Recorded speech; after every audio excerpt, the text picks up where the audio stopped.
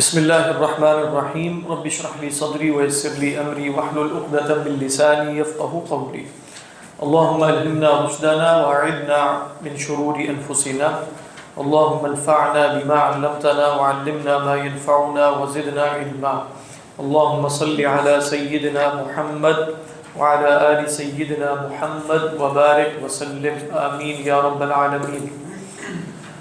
حضرات، پچھلی نشست میں امام غزالی علیہ الرحمہ کی کتاب المقصد الاسماء فی شرح اسماء اللہ الحسنى میں سے الاول والآخر والظاہر والباطن ان اسماء حسنہ کا مطالعہ شروع کیا تھا، اور ہمارے سامنے یہ بات آئی تھی کہ الاول والآخر سے مراد جو علماء عقیدہ کے اصول پر وہ یہ ہے کہ اول سے مراد ہے بلا ابتدا، یعنی اللہ سبحانہ و تعالیٰ کی ابتدا نہیں ہے، اور آخر سے مراد ہے بلا انتہا۔ ہر وہ وجود جو قدیم ہے، ہر وہ وجود جو واجب الوجود ہے، اس میں فنا متصور نہیں ہو سکتا، وہ کبھی بھی عدم کا شکار نہیں ہو سکتا۔ یہ بات علماء کلام نے، علماء عقیدہ نے جیسے بالکل عقلی طریقے پر ڈیمانسٹریٹ کر کے دکھائی کہ یہ ممکن نہیں۔ اللہ تعالیٰ الاول ہے والآخر ہے، یعنی قدیم بلا ابتداء الباقی بلا نہایت۔ امام صاحب علیہ الرحمہ نے جو الاول والآخر کا معنی بیان کیا تھا تو وہ فرماتے ہیں کہ دیکھو الاول والآخر من جہتین مختلفتین، دو مختلف جہتوں سے اس کو سمجھا جا سکتا ہے، کیونکہ اگر ایک اعتبار سے دیکھا جائے تو یہ تو متناقض ہو جائیں گے۔ تو اول کس اعتبار سے ہے کہ سلسلہ وجود کو دیکھیں تو ہر موجود نے اپنا وجود کہیں سے مستعار لیا ہے، تو یہ سلسلہ موجودات کسی ایسے وجود پر جا کر ختم ہونا چاہیے کہ جس کا وجود خانہ زاد ہو اور وہ اس نے مستعار نہ لیا ہو کسی سے، تو اس ہستی کو ہم واجب الوجود کہتے ہیں، وہ الاول ہے۔ اور آخر انہوں نے کس اعتبار سے دیکھا تھا کہ بھئی یہ جو ترتیب سلوک ہے اور منازل السائرین ہے، یعنی انسان درجہ بدرجہ چلتا ہوا کدھر جا رہا ہے، ہر معرفت حقیقتاً کس معرفت کا مقدمہ ہے، تو انہوں نے فرمایا کہ ہر معرفت اللہ سبحانہ و تعالیٰ کی معرفت کا مقدمہ ہے، یا صوفیہ جس طریقے پر کہیں گے کہ بھئی ہر شے محبوب لغیری ہی ہے، ہر شے مقصود لغیری ہی ہے، یہ محبوب لغیری ہی اور مقصود لغیری ہی کا جو سلسلہ ہے وہ کسی محبوب لذاتی ہی پر پہنچ کر ختم ہونا چاہیے۔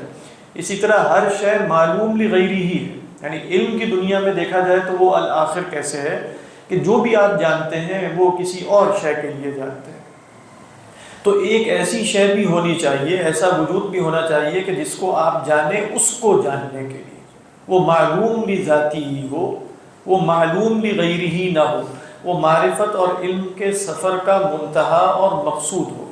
تو امام صاحب علیہ الرحمہ فرماتے ہیں کہ المنزل الاقصی کیا ہے، آخری عبارت تھی، والمنزل الاقصی ہوا معرفت اللہ سبحانہ وتعالی، معرفت اللہ کی یہی آخری منزلت ہے، آخری مرتبہ ہے۔ فہو آخر بالاضافۃ الی السلوک، علم سلوک کے اعتبار سے وہ الآخر ہے، اول بالاضافۃ الی الوجود، وجود کے اعتبار سے وہ اول ہے، فمنہ المبدأ اولا وإلیہ المرجع والمصیر آخرا، اور اسی کی طرف مرجع اور مصیر ہے آخر میں۔ تو یہ اول و آخر کا مفہوم انہوں نے بیان کیا تھا۔ بات واضح ہے۔ آج جو ہم اسماء گرامی اللہ سبحانہ و تعالیٰ کے پڑھیں گے وہ الظاہر والباطن ہے۔ تو آپ دیکھ رہے ہیں کہ الظاہر ظہر یظہر ظہورا سے ہے، تو ظہر یظہر ظہورا اگر بغیر صلے کے آئے تو اس کا معنی ہے کسی شے کا ظاہر ہونا، کسی شے کا واضح ہونا، کسی شے کا مخفی نہ ہونا، یعنی ظاہر کس کے اپوزٹ ہے، باطن اور مخفی کے۔ اور اگر ظاہرہ کے ساتھ علی کا صلہ آ جائے تو پھر ظاہرہ علی کا مطلب ہے کسی پر غالب ہونا، جیسے اللہ فرماتے ہیں نا لیظہرہ علی الدین کلہ، تو اظہرہ علی کے صلے کے ساتھ آیا تو اس کے اندر غلبے کا مفہوم ہے۔ تو اللہ سبحانہ و تعالیٰ ظاہر ہے اس اعتبار سے کہ مخفی نہیں ہے، ظاہر ہے اس اعتبار سے کہ ان پر غالب کوئی نہیں، اور محسوس ہوتا ہے کہ اللہ کے نبی صلی اللہ علیہ وسلم نے جو حدیث میں معنی بیان کیا ہے وہ اس کے قریب تر ہے۔ اللہم انت الاول فلیس قبلک شیء وانت الآخر فلیس بعدک شیء وانت الظاہر فلیس فوقک شیء، تیرے سے اوپر کوئی نہیں ہے۔ اس کا ایک معنی یہ ہے تیرے سے اوپر کوئی نہیں ہے اپنے وجود میں ظہور کے اعتبار سے، یعنی کوئی شے ظاہر نہیں ہے تجھ سے بڑھ کر. اور ایک معنی یہ ہو سکتا ہے کہ کوئی شے تجھ پر غلبہ نہیں رکھتی، انت الظاہر فلیس فوقک شیء، اور وانت الباطن فلیس دونک شیء. اس کا معنی عموماً شارحین حدیث نے یوں کیا کہ آپ باطن ہیں، آپ سے کوئی شے مخفی نہیں، آپ ہر باطن شے کو جانتے ہیں. لہذا هو الاول والآخر والظاہر والباطن وهو بكل شیء علیم، وہ ہر شے سے واقف ہے. تو یہاں امام صاحب جو ابھی ہم معنی بیان کریں گے وہ ظاہرہ کا ظہور کے اعتبار سے اور بطنہ کا بطون کے اعتبار سے. بطون یبطن کا ایک مفہوم ہے کسی شے کا مخفی ہو جانا. تو اللہ الظاہر بھی ہے اور الخفی بھی ہے، الباطن بھی ہے. اب یہ بھی نہیں ہو سکتا کہ ایک شے ظاہر ہو اور ایک شے باطن ہو. تو اب امام صاحب وضاحت فرمائیں گے کہ کس حیثیت سے اللہ سبحانہ و تعالی ظاہر ہیں اور کس حیثیت سے اللہ سبحانہ و تعالی باطن ہے. تو فرماتے ہیں کہ الظاہر والباطن هذان الوصفان ایضا من المضافات، یہ دونوں وصف بھی مضافات میں سے ہیں. مضافات کس اعتبار سے کہ ظہور اور خفا کسی اور شے کے اعتبار سے ہوتا ہے. یعنی مثال کے طور پہ ایک ہی شے ہو تو اس کو یہ نہیں کہا جا سکتا کہ وہ ظاہر ہے یا مخفی ہے.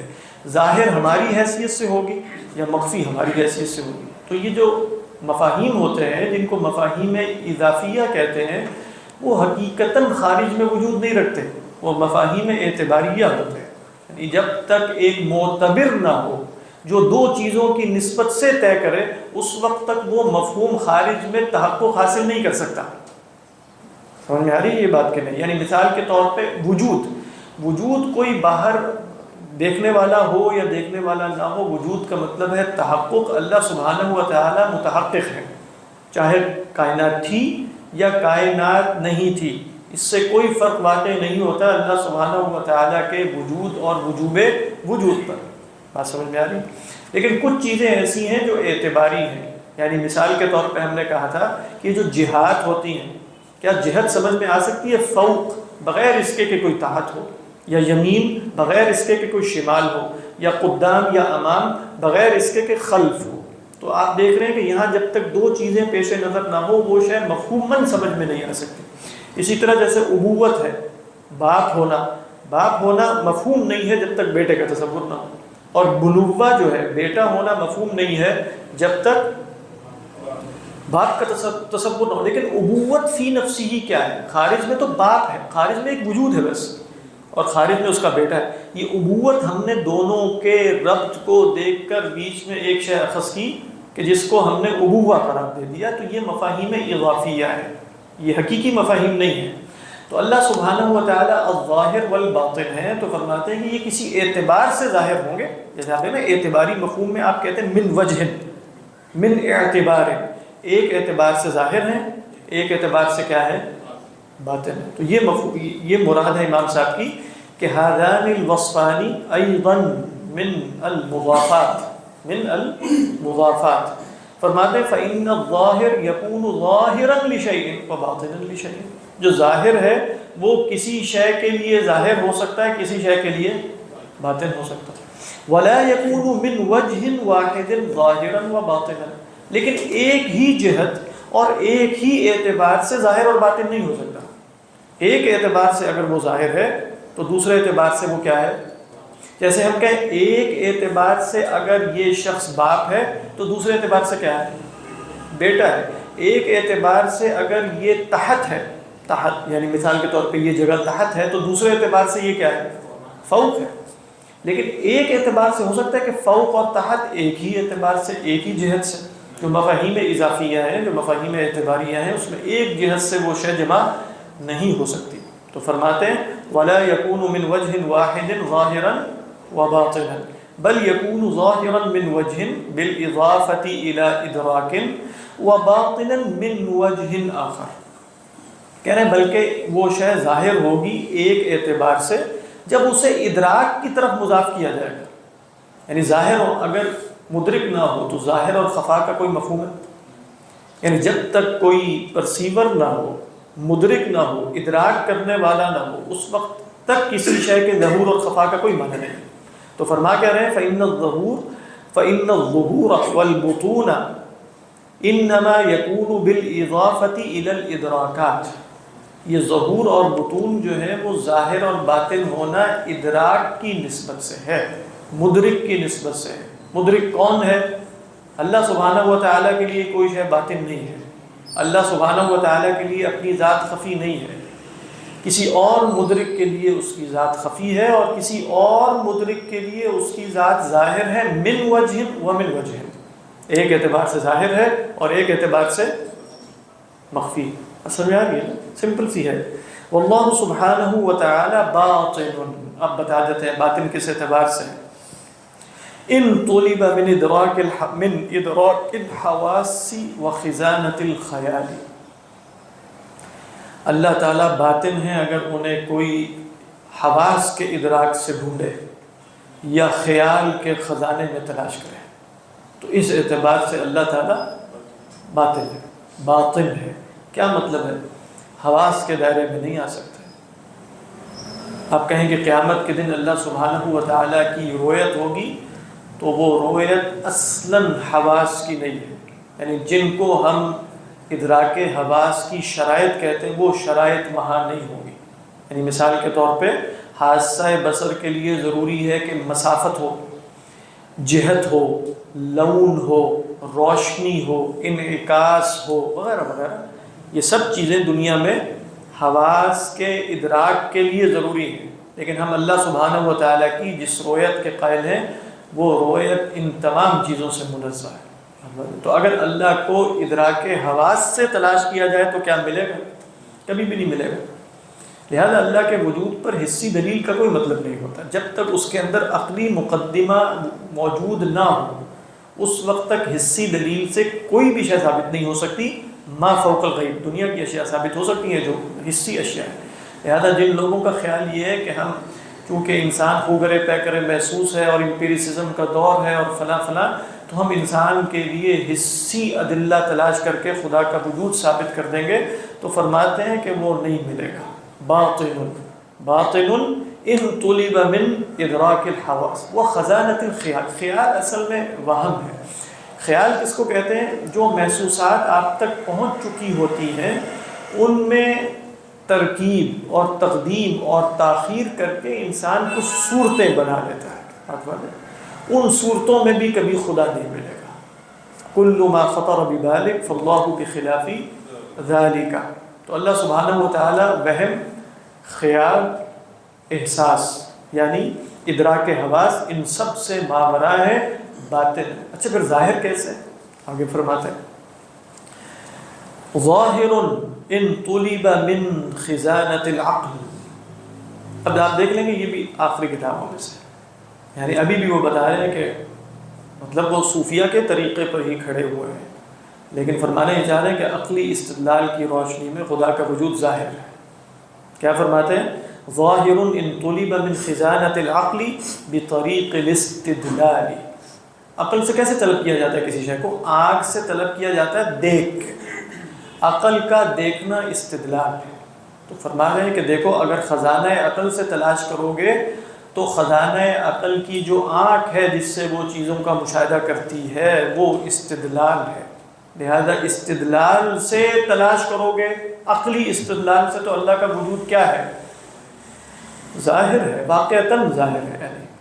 اور اگر انسان اس دنیا یا اس آنکھ کو بالکل بند کر لے یا اس کا قائل نہ رہے تو خدا کا وجود ظاہر نہیں ہے۔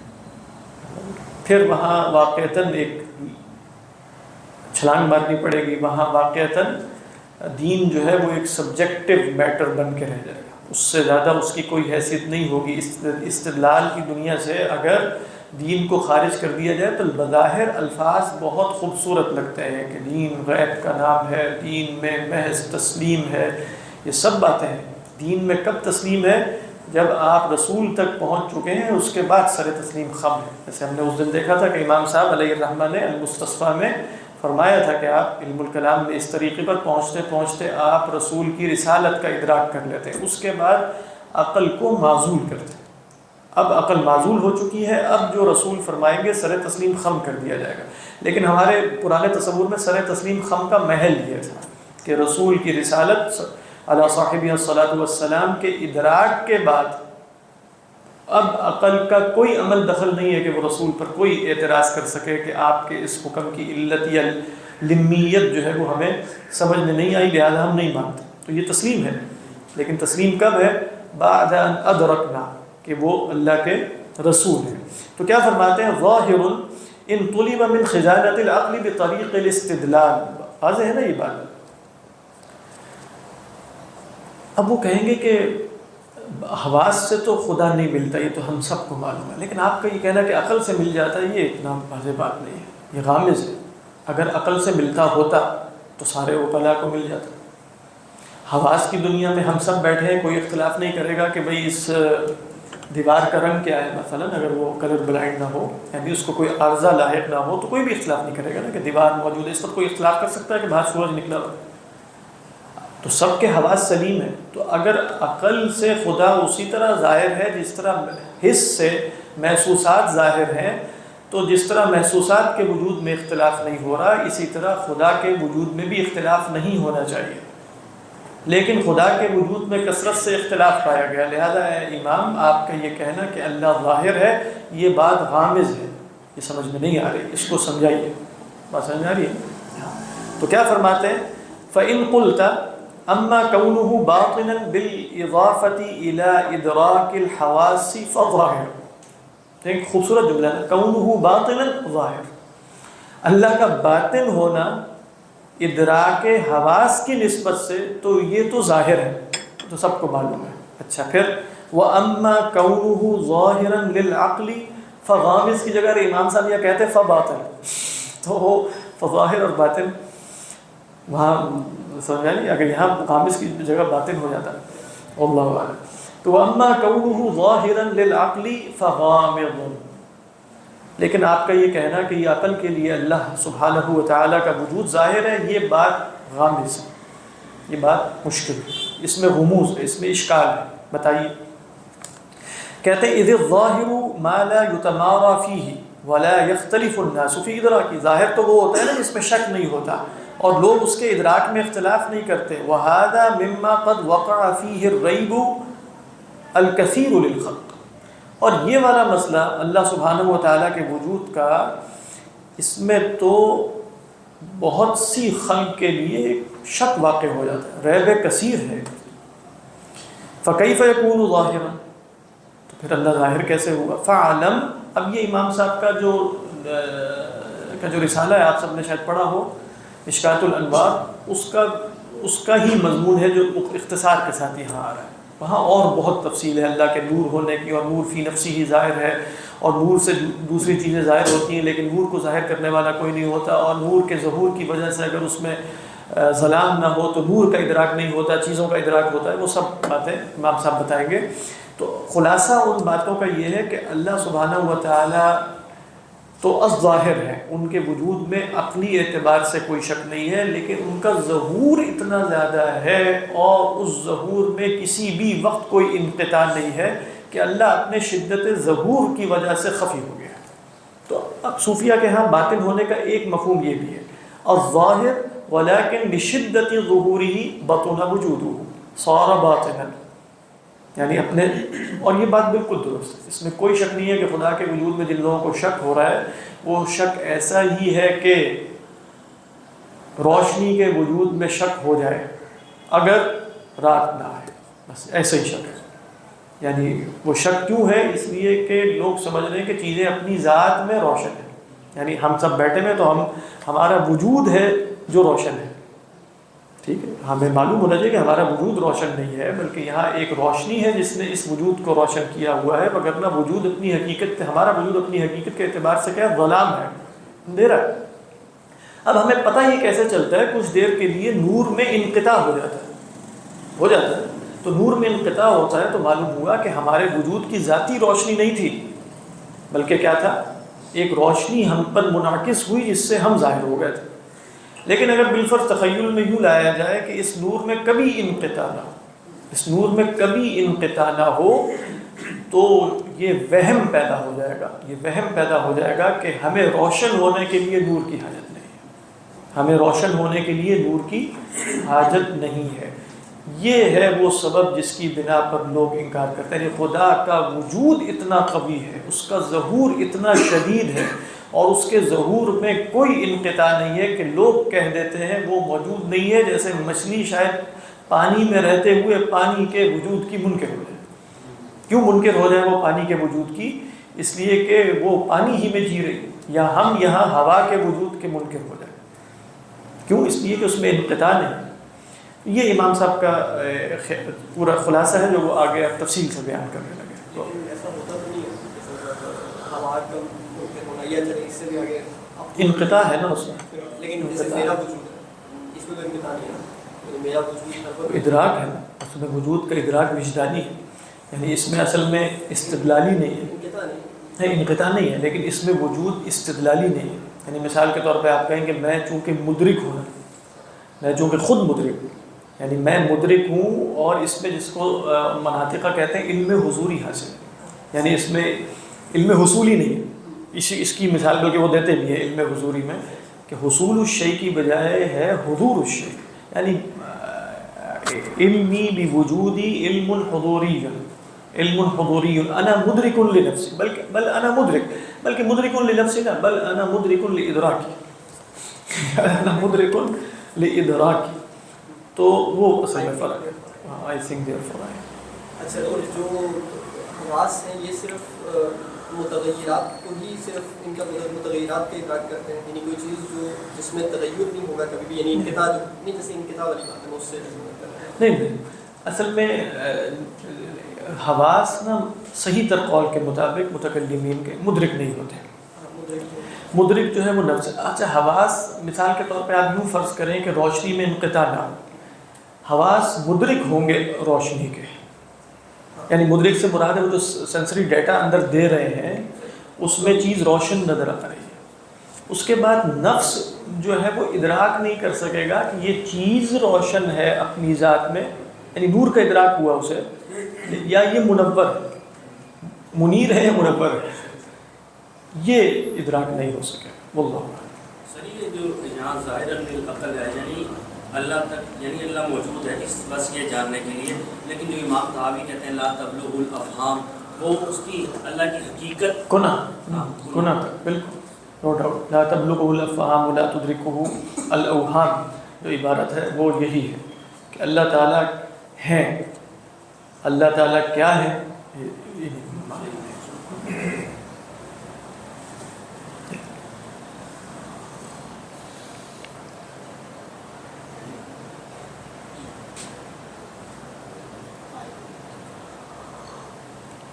لہذا جس چیز میں انقطاع نہیں ہے وہ استدلال کے ذریعے سمجھانا پڑتا ہے، استدلالی۔ اس لیے اللہ کا وجود متکلمین کے ہاں اس کا ادراک ہمارے ہاں استدلالی ہے، یعنی نظری ہے۔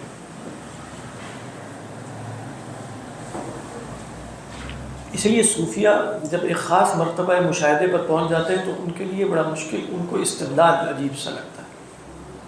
ان کا تو خیر یہ ہے کہ مطلب واقعتاً صرف ہم صوفی نہیں بھی ہیں، پھر بھی آپ اگر غور کریں تو ایک کلامی دماغ اگر آپ نے اپنا، یا ایک ایمانی وجود اپنا بنا لیا، تو یہ مشکل ہے کہ یہ سب دنیا جو ہے متغیرات کی جو دنیا ہے اس کے پیچھے کوئی ثابت وجود نہیں ہے۔ مطلب یہ انسانی عقل نہیں قبول کر سکتی۔ کثرت کے پیچھے وحدت اور تغیر کے پیچھے ثبات، یہ اس کی مجبوری ہے۔ اگر وہ یہ نہیں کرے گی تو وہ عقلی طور پہ خودکشی کر لے گی۔ تو بعض جدید علماء نے جیسے الحاد کو انتحار العقل کا ہے، انتحار العقل، وہ عقل کی خودکشی ہے۔ خودکش دھماکہ کرے گی، خودکش حملہ کرے گی تو خدا کا انکار کرے گی، ورنہ اس کے لیے ممکن نہیں ہے کہ وہ خدا کے وجود، ابھی ہم یہ نہیں کہہ رہے کہ وہ خدا کون ہے، لیکن ایسا وجود کہ جو اس ظاہری دنیا جیسا نہیں ہے، جو متغیرات میں سے نہیں ہے، وہ ہوگا ایسا وجود جس میں کثرت نہ ہو، واحد ہو، احد ہو۔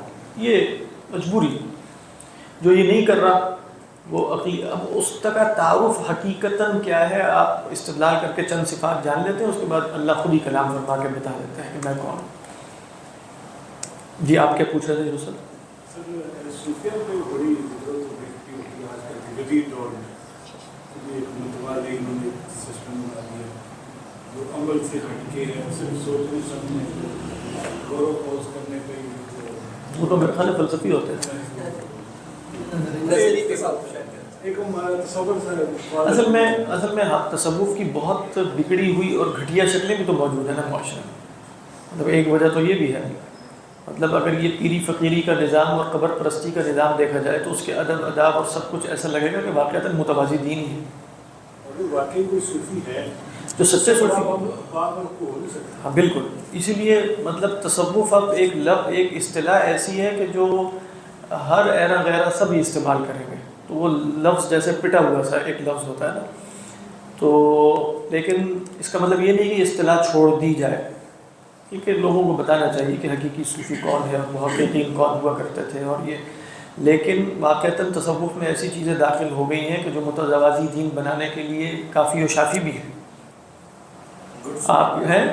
آپ نے نظار میں داخل کیسے ہونا ہے, وہاں جانے کے ادب آداب کیا ہیں, وہاں مناجات کے ادب آداب کیا ہیں, وہ فلاں 20 قدم پیچھے ہو کے 10 قدم آگے بڑھ کے 10 قدم دائیں ہو کے پھر آپ نے کیا کرنا ہے. وہ صلاۃ غوثیہ آپ کو معلوم ہی ہے نا, وہ اس میں ہے کہ آپ نے وہ بغداد کی طرف منہ کر کے 20 قدم پیچھے ہٹنا ہے, 10 قدم آگے جانا ہے, پتہ نہیں کیا ڈیزائن. مطلب اتنی زیادہ تفصیلات اس میں کہاں سے پیدا ہو گئی سمجھ نہیں آ رہی. ہاں یہ ہے اور وہ پڑھی جاتی ہے اس طرح کی ایک نماز صلاۃ غوثیہ کے نام, مدنی چینل پہ آتی ہے. ہاں مدنی چینل پہ آتی ہے. گاڑی پہ آسانی سے ہو جاتی ہے. اچھا لیکن میں بتا یہ رہا ہوں کہ اگر یہ سب چیزیں کوئی بندہ آ کر دیکھے تو اس کو سمجھ میں نہیں آئے گا نا کہ یہ وہی والا دین ہے جو اللہ کے رسول صلی اللہ علیہ وسلم لے کر آئے تھے.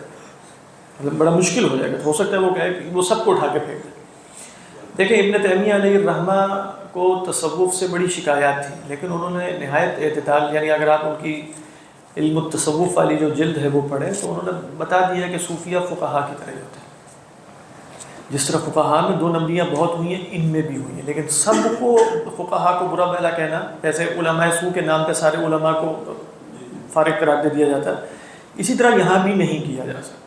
جو صوفیہ ہیں, جو واقعتاً محققین ہیں, جو اللہ کے قرب اور رضا کے لیے اجتہاد کر رہے ہیں, ان سے اجتہادات میں غلطیاں بھی ہو سکتی ہیں, لیکن وہ سب معذور بھی ہیں اور ماجور بھی ہیں. تو یہ ہے اصل میں. تو کچھ تصوف ایسا ہے جو واقعتاً متوازی دین کی شکل اختیار کر کے بیٹھا ہوا ہے. اس میں آپ دیکھیں مطلب شیخ کے ساتھ معاملہ ایسا ہے جو رسول کے قریب پہنچا, کچھ سلسلوں میں شاید اسی درجے پہ پہنچا دیا. اور اتنا زیادہ شیخ کے فضائل بیان کیے, جیسے حضرت تھانوی علیہ الرحمہ کو یہ پسند نہیں تھا کہ وہ اس طرح کے فضائل شیخ کے ہوں کہ وہ مطلب جیسے کل کا کل شیخ ہی ہو جائے بس. یہ اچھا تھا کیونکہ اس میں غلوف کے پھر امکانات بہت زیادہ پیدا ہو جاتے ہیں. پھر صوفی سلسلوں میں آپ دیکھیں, میں ہر سلسلے کی بات نہیں کر رہا, بہت جگہوں پر آپ کو شیوخ کا ہی تذکرہ ملتا ہے. جیسے میں کہہ رہا تھا نا, اللہ تعالیٰ کا ذکر کم سے کم ہوتا چلا جاتا ہے, اپنے صوفیہ اپنے بزرگوں کا ذکر کرتا ہے. یہ بھی ہے ان سارے. تو اس لحاظ سے جو ان چیزوں کا مشاہدہ کرتا ہے اور تصوف کے نام پہ جو کچھ پیش کیا جا رہا ہوتا ہے, جب وہ اسے دیکھتا ہے تو اسے لگتا یہی ہے کہ یہ وہ دین نہیں ہے جو رسول اللہ صلی اللہ علیہ وسلم لے کر آئے تھے. لیکن اسے بس یہ ذہن میں رکھنا چاہیے کہ اگر ایک انتہائی صورت یہ ہے تو دوسری طرف صوفیہ ہی میں محققین اور مجددین اور مصلحین اور صلحاء اور اولیاء کی کثرت بھی پائی جاتی ہے. اللہ اعلم. تو فرمایا کہ ولا یختلف, کیا ہے, ہاں, فاعلم انه انما خفی مع ظہوره لشدت ظہوره. اللہ سبحانہ و تعالی خفی کیوں ہیں اپنے ظہور کے باوجود, اپنے ظہور ہی کی شدت سے. ظاہر اتنے زیادہ ہے کہ مخفی ہو گئے. فظہورہ سبب بطونہ, ان کا ظہور ہی ان کے بطون کا سبب ہے. وَنُورُهُ هُوَ حِجَابُ نُورِهِ, ان کا نور ہی ان کے حجاب, ان کے نور کا حجاب. یعنی جو فرمایا نا کہ آپ صلی اللہ علیہ وسلم کی دعاؤں میں کہ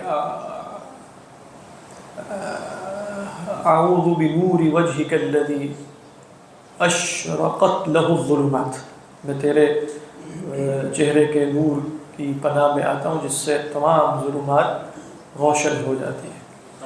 وَأَشْرَقَتِ الْأَرْضُ بِنُورِ رَبِّهَا, ووضع الكتاب اللہ نور السماوات والارض حجابہ النور. آپ صلی اللہ علیہ وسلم نے فرمایا اللہ کا حجاب نور ہے. لو کشفہ لأحرقت سبحات وجهه ما انتهى إليه بصره من خلقه. تو اللہ کا حجاب ہے نور. اس کے نور کا حجاب جو نور ہی اس کے نور کا حجاب ہو گیا. وَنُورُهُ هُوَ حِجَابُ نُورِهِ. اگلا جملہ دیکھیں, یہ سب جملے جو ہے نا حکم ہیں, اگر آپ ان کو دیکھیں. خفیہ مع ظہورہ لشدت ظہوری, یہ حکمت. ظہورہ سبب بطونہ, نورہ ہوا حجاب نورہ. ہر جملہ ایسا ہے نا کہ ایک عنوان بن سکتا ہے کسی شے کا. اور اگلا جملہ وَكُلُّ مَا جَاوَزَ حَدَّهُ انعكس عَلَى ضِدِّهِ. جو چیز اپنی حد سے آگے نکل جاتی ہے, یعنی خاص معنی میں, وہ اپنی ضد میں بدل جاتی ہے. بتانے کا مقصد کیا تھا؟ ظہور کی شدت اپنی ضد میں کیسے بدلی؟ خفیہ بطولہ. یہ کہہ رہے ہیں وَلَعَلَّكَ تَتَعَجَّبُ مِنْ هَذَا الْكَلَامِ وَتَسْتَبْعِدُهُ. شاید تمہیں اس کلام میں بڑا تعجب محسوس ہو اور تم اسے بعید سمجھو. وَلَا تَفْهَمُهُ إِلَّا بِمِثَالٍ. تم تو اسے ایک مثال ہی سے سمجھو گے, کیونکہ معقول کلام ہے. معقول کلام محسوس مثال سے سمجھ میں آتا ہے. تو فرماتے ہیں کہ چلو ہم تمہیں محسوس مثال سے سمجھا دیتے ہیں. کہتے ہیں فَأَقُولُ لَوْ نَظَرْتَ إِلَى كَلِمَةٍ وَاحِدَةٍ كَتَبَهَا كَاتِبٌ لَاسْتَدْلَلْتَ بِهَا عَلَى كَوْنِ الْكَاتِبِ عَالِمًا قَادِرًا سَمِيعًا بَصِيرًا وَاسْتَفَدْتَ مِنْهُ الْيَقِينَ بِوُجُودِ هَذِهِ الصِّفَاتِ. یہ دیکھنے پورا ویسے طریقہ ہے کلامی, انہوں نے ایک لفظ میں ایک جملے میں بیان کر دی. کہہ رہے ہیں اگر تم ایک لکھا ہوا کلمہ سے مراد ہے وہ مرتب حروف کا ایک مرتب مجموعہ ہوگا, اس کو دیکھو تو تم استدلال کر لو گے کہ لکھنے والا عالم قادر سمیع بصیر, عالم قادر سمیع بصیر, اور ساتھ ساتھ تمہیں اس کے وجود کا یقین بھی ہو جائے گا. وَاسْتَفَدْتَ مِنْهُ الْيَقِينَ بِوُجُودِ هَذِهِ الصِّفَاتِ, یعنی ان صفات کے وجود کا. اور اگر صفات کے وجود کا یقین ہے تو صاحب صفات کے وجود کا تو بالاولیٰ یقین. بل لو رأيت كلمة مكتوبة لحصل لك يقين قاطع بوجود كاتب لها عالم قادر سميع بصير حي ولم يدل عليه إلا صورة كلمة واحدة. سمجھ میں آ رہی؟ سمجھ آ گئی نہیں بات؟ کہنے کہ تم ایک کلمہ لکھا ہوا دیکھو گے تو تمہیں اس کے کاتب کے وجود کا بھی یقین ہو جائے گا, اس کے عالم قادر سمیع بصیر اور حی ہونے کا, اور ان ساری چیزوں پر دلالت کرنے والا صرف ایک کلمے کی صورت ہے بس. یعنی کلمے کی ایک صورت تم نے دیکھی اور عرفت ان لهذه الكلمة كاتبا وهو قادر سمیع بصیر. اپنی صفات ہے کہ نہیں, اس میں اختلاف ہے. وہ قادر حی صاحب ارادت صاحب علم صاحب حیات, کل هذه الصفات هي صفات عقلیہ, عقلی صفات ہے. اچھا وَكَمَا تَشْهَدُ, اب دیکھتے ہیں كَمَا تَشْهَدُ هَذِهِ الْكَلِمَةُ شَهَادَةً قَاطِعَةً بِصِفَاتِ الْكَاتِبِ فَمَا مِنْ ذَرَّةٍ فِي السَّمَاوَاتِ وَالْأَرْضِ مِنْ فَلَكٍ وَكَوْكَبٍ وَشَمْسٍ وَقَمَرٍ وَحَيَوَانٍ وَنَبَاتٍ وَصِفَةٍ وَمَوْصُوفٍ إلا وهي شاهدة على نفسها بالحاجة إلى مدبر دبرها وقدرها وخصصها بخصوص صفاتها. آہستہ آہستہ وہاں تک پہنچیں گے. اچھا پھر اب بالکل واضح ہو گیا نا کہ کائنات میں کوئی ذرہ نہیں ہے زمین و آسمان میں, چاہے وہ فلک ہو, کواکب ہوں, شمس و قمر ہو, حیوانات ہوں, نباتات ہوں, یا کوئی صفت اور موصوف ہو. سب کو کیا ذکر کریں, صفت اور موصوف کوئی بھی ہو, مگر یہ کہ وہ اپنے اوپر گواہی دیتی ہے کہ وہ محتاج ہے. کس کی محتاج ہے؟ ایسے مدبر کی جو اس کی تدبیر کرے, اور ایسے مقدر کی جو اس کو ایک خاص مقدار میں وجود دے, اور ایسے مخصص کی کہ جو اس کو اس کی خاص صفات کے ساتھ مخصوص کرے. ہر شے یہ گواہی دے رہی. یعنی آپ دیکھ رہے ہیں گلاس ہے, یہ گواہی دے رہا ہے کہ اسے اس حالت میں آنے کے لیے مدبر بھی چاہیے, مخصص بھی چاہیے, وغیرہ وغیرہ. کائنات میں ہر ذرہ اپنے محتاج ہونے کی گواہی دے رہا ہے. اب دیکھیں یہاں صرف علماء کلام کیا کرتے ہیں کہ وہ یہ تلاش کرنے کی کوشش کرتے ہیں کہ یہ حاجت کس اعتبار سے, تو وہ بتاتے ہیں یہ حاجت اپنے امکان اور حدوث کے اعتبار سے. اپنے امکان و اختلاف ہے، امکان ہے حدوث ہے یا الامکان بشرط الحدوث. تو امکان اور حدوث کے اعتبار سے ہر شے اپنے فقیر ہونے کی گواہی دیتی ہے. اچھا یہاں تک تو بات بالکل بات. بل لا ينظر الانسان الى عضو من اعضاء نفسه وجزء من اجزائه ظاهرا وباطنا بل الى صفة من صفاته وحالة من حالاته التي تجري عليه قهرا بغير اختياره الا ويراها ناطقة بالشهادة لخالقها وقاهرها ومدبرها وكذلك كل ما يدركه بجميع حواسه في ذاته وخارجا من ذاته. کیا خلاصہ اس کا؟ بلکہ انسان اپنے کسی عضو کی طرف بھی نہیں دیکھتا اپنے اعضاء میں سے، نہ اپنے کسی جز کی طرف، چاہے وہ ظاہر ہو یا باطن ہو، بلکہ اپنی کسی بھی صفت اور حالت کی طرف جو کہ اس پر اس کے اختیار یا بغیر اختیار کے وارد ہوتی ہے. قہراً بغیر اختیاری ہی یا اس کے اختیار کے ساتھ کوئی بھی حالت اس کے اوپر وارد ہو رہی ہے، اپنے جز کو دیکھے، اپنی صفات کو دیکھے، اپنے عضو کو دیکھے، اپنی حالات کو دیکھے، مگر یہ کہ وہ ان سب کو دیکھے گا کہ وہ گواہی دیتی ہے. یعنی تمام اجزاء، تمام اعضاء، تمام صفات، تمام حالات جو اس پر بغیر اختیار کے یا اختیار کے ساتھ بھی وارد ہوتے ہیں، وہ سب کے سب گواہی دیتے ہیں اس بات کی. کس بات کی؟ اپنے خالق کی، اپنے قاہر کی، اپنے مدبر کی. اسی طرح یہ تو اس کی ذات تھی نا، ہر وہ شے جس کا وہ ادراک اپنے حواس سے کرتا ہے انسان، چاہے وہ اس کی ذات میں ہو یا خارج از ذات ہو، ہر شے اسی طریقے پر اپنے خالق، مالک، مدبر کی گواہی دیتی ہے. اچھا اب ہوا یہ کہ آگے جو امام صاحب اس سے اگلا استدلال کر کے پہنچنا چاہ رہے ہیں نا، وہ یہ ہے کہ یہ جو گواہی ہر شے دے رہی ہے، اس میں ہمارے لیے زیادہ آسانی ہو جاتی ہے، اور وہ آسانی مستحیل ہے. مستحیل ہے، ہو ہی نہیں سکتی، کیونکہ اگر وہ آسانی ہمارے لیے ہوتی تو خدا نہ رہتا کہ کچھ چیزیں گواہی دے رہی ہوتی، کچھ نہ دے رہی ہوتی. سمجھ میں آ رہی؟ یہاں تو ہوا کیا ہے کہ ذرہ ذرہ گواہی دے رہا ہے. اس پوری گفتگو کا خلاصہ کیا ہے؟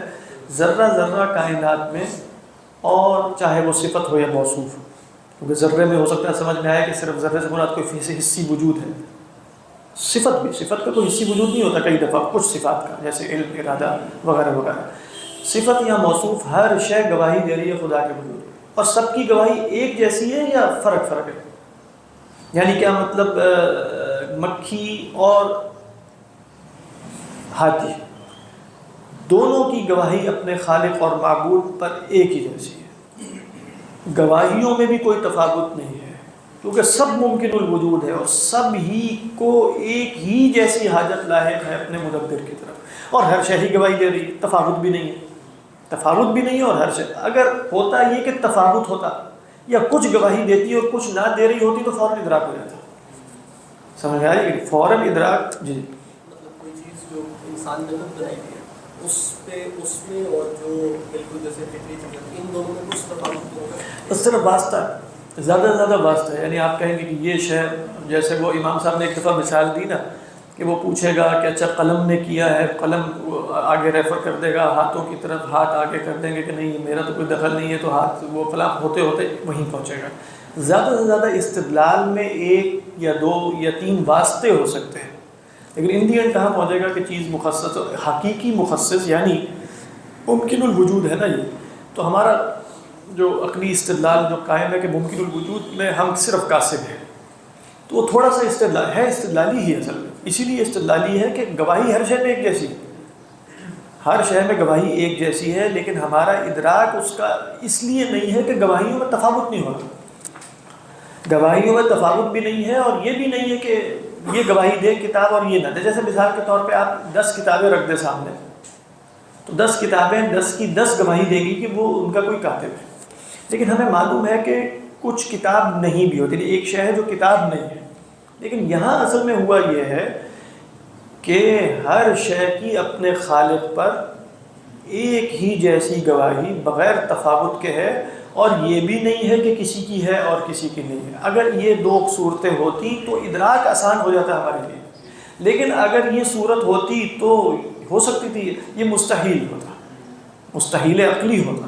کیونکہ اس کے نتیجے میں خالق ایک سے زیادہ ماننے پڑ جاتے ہیں، یا یہ ماننا پڑ جاتا کہ چیزیں خود بخود بھی کچھ وجود میں آ سکتی ہیں، تو یہ تو ممکن نہیں تھا۔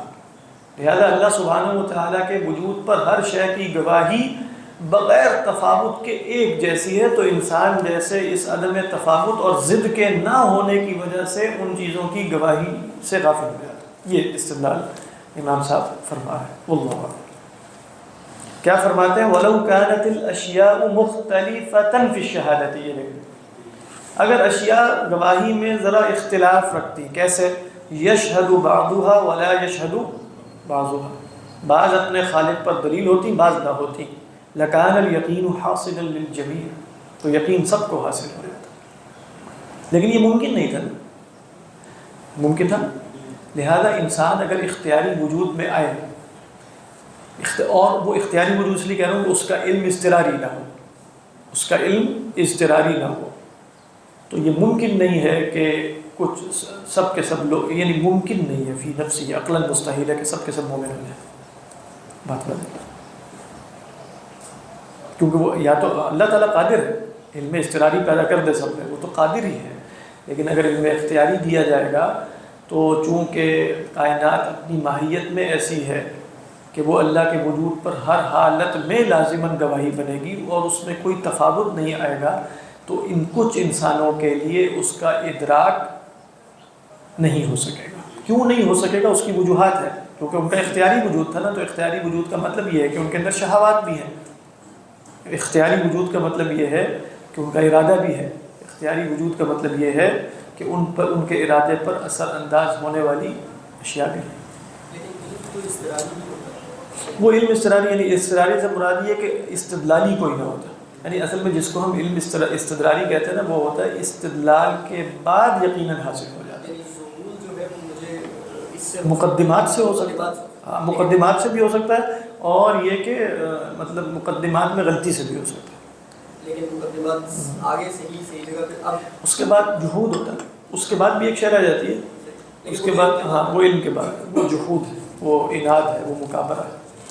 خیر، تو اب آپ یہ دیکھیں لَكَانَ الْيَقِينُ حَاصِلًا لِلْجَمِيعِ، وہ رچرڈ ڈاکنز کو بھی ہوتا ہے یقین، یعنی اس صورت میں، وَلَكِنْ لَمَّا كَثُرَتِ الشَّهَادَاتِ حَتَّى اتَّفَقَتْ، لیکن جب شہادات گواہیاں اتنی کثیر ہو گئیں اور سب کی سب ہیں بھی متفق، خفیت وغمضت لشدت الظہور، خفی بھی ہو گئیں اور غامض بھی ہو گئیں لشدت الظہور، ومثالہ، اب وہ کوئی نور اور حادثہ بصر کی مثال دینے لگے ہیں جو مشکات الانوار میں بھی، ومثالہ ان اظہر الاشیاء ما یدرک بالحواس واظہرها ما یدرک بحاسۃ البصر، کہہ رہے ہیں دیکھو مثال اس کی یہ ہے کہ سب سے ظاہر اشیاء وہ ہوتی ہیں نا جو حواس سے آپ جانتے ہیں، اور ان میں بھی سب سے بڑھ کر ظاہر کون سی ہے؟ جو حادثہ بصر سے جانی جاتی ہے، ادراک ہوتا ہے۔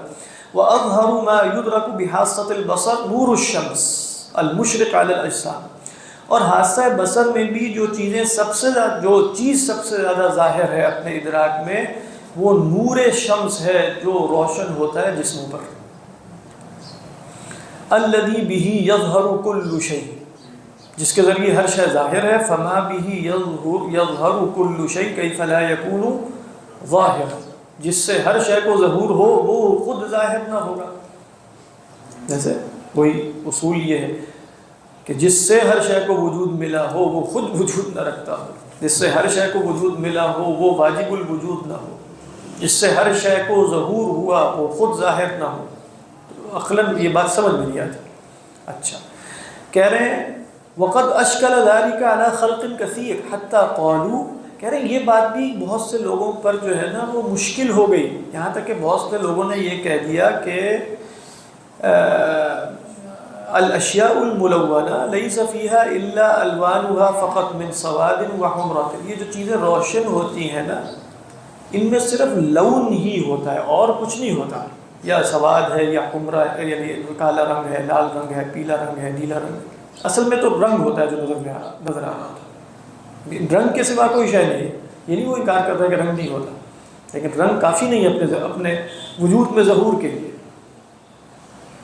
کیا کہتے ہیں؟ فَأَمَّا أَن يَكُونَ فِيهَا مَعَ اللَّوْنِ، دیکھیں مَعَ اللَّوْنِ، ضوء ونور مقارن للون فلا، تو انہوں نے کہا نہیں ایسا کچھ بھی نہیں ہوگا، کہا ہوگا کسی، ٹھیک، یعنی یہ کہہ رہے ہیں یہ بات کچھ لوگوں پر اشکال پذیر ہو گئی کہ انہوں نے کہا کہ الاشیاء تظہر بالوانھا، الاشیاء تظہر، اس کی کوئی توجیہ کی ہوگی کہ رات کو بھی نظر نہیں آتی، پھر انہوں نے کہا ہوگا کہ رات کو ان کا لون جو ہے وہ غائب ہو جاتا ہے، ممکن ہے، یا جو حمرہ ہے یا زرقہ ہے یا صفرہ ہے وہ سواد میں بدل جاتا ہوگا، ٹھیک ہے، تو اس لیے بتا رہے ہیں میں نے سواد و حمرہ، سواد رنگ کے طور پر رکھا ہوا ہے تاکہ ظلام اس سے ایکسپلین ہو جائے۔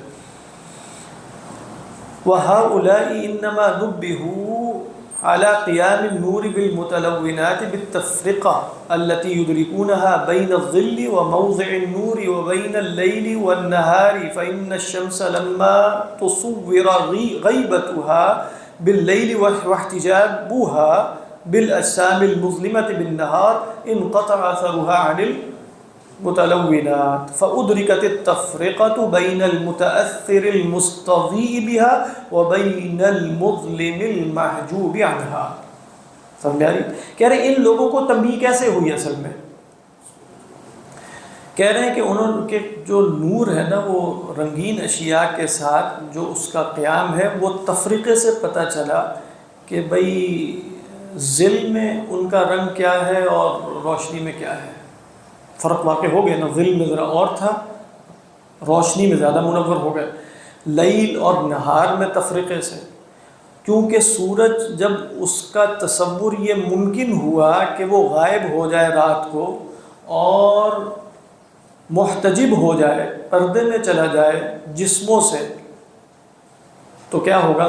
وہ مظلمہ ہو جائے گا، وہ اندھیر کا شکار ہو جائے گا۔ اچھا، تو سورج کا جو اثر ہے وہ متلونات سے، جو رنگین اشیاء ہیں ان سے منقطع ہو جائے گا سورج کے غائب ہو جانے کے بعد، تو اب تفریقہ پتہ چل جائے گا، فرق پتہ چل جائے گا کہ بھئی جو متاثر اس سورج سے تھا اس کی وجہ سے روشن تھا، اور وہ شے جو مظلم ہے، جو اندھیر ہو گئی اس سورج سے محجوب ہونے کی وجہ سے۔ تفریقہ کیسے پتہ چلا؟ خلاصہ یہ چیز اپنی ضد سے بچانی جاتی ہے، چیز کیسے بچانی جاتی ہے؟ اپنی ضد سے۔ فعرف وجود النور، اچھا وجود نور، اب دیکھیں یہ بھی وہی حکمت کی بات ہے، عرف وجود النور بعدم النور، ٹھیک، نور کے وجود کی خبر نور کے عدم سے ہوئی، نور کے وجود کی خبر نور کے عدم سے ہوئی۔ اب یہ ہے خدا کے وجود کی خبر یقینی ہو جاتی نعوذ باللہ بالفرض اگر اس کا وجود عدم ہو جاتا، لیکن وہ مستحیل ہے، ٹھیک ہے، لیکن نور کا وجود جو حسی نور ہے اس کا غائب ہو جانا یا عدم کا شکار ہو جانا مستحیل نہیں تھا، تو نور کا ادراک ہو گیا۔ اچھا، فعرف وجود النور بعدم النور اذا اضيف حالة العدم الى حالة الوجود، ٹھیک، فأدركت التفرقة مع بقاء الالوان في الحالتين، تو تفریقہ معلوم ہو گیا کہ بھئی لون اور اس میں فرق ہے، کیونکہ لون جو ہے وہ دونوں صورتوں میں باقی رہا، اور پھر ایک فرق کے ذریعے نور کے وجود اور عدم وجود کا فرق معلوم ہو گیا۔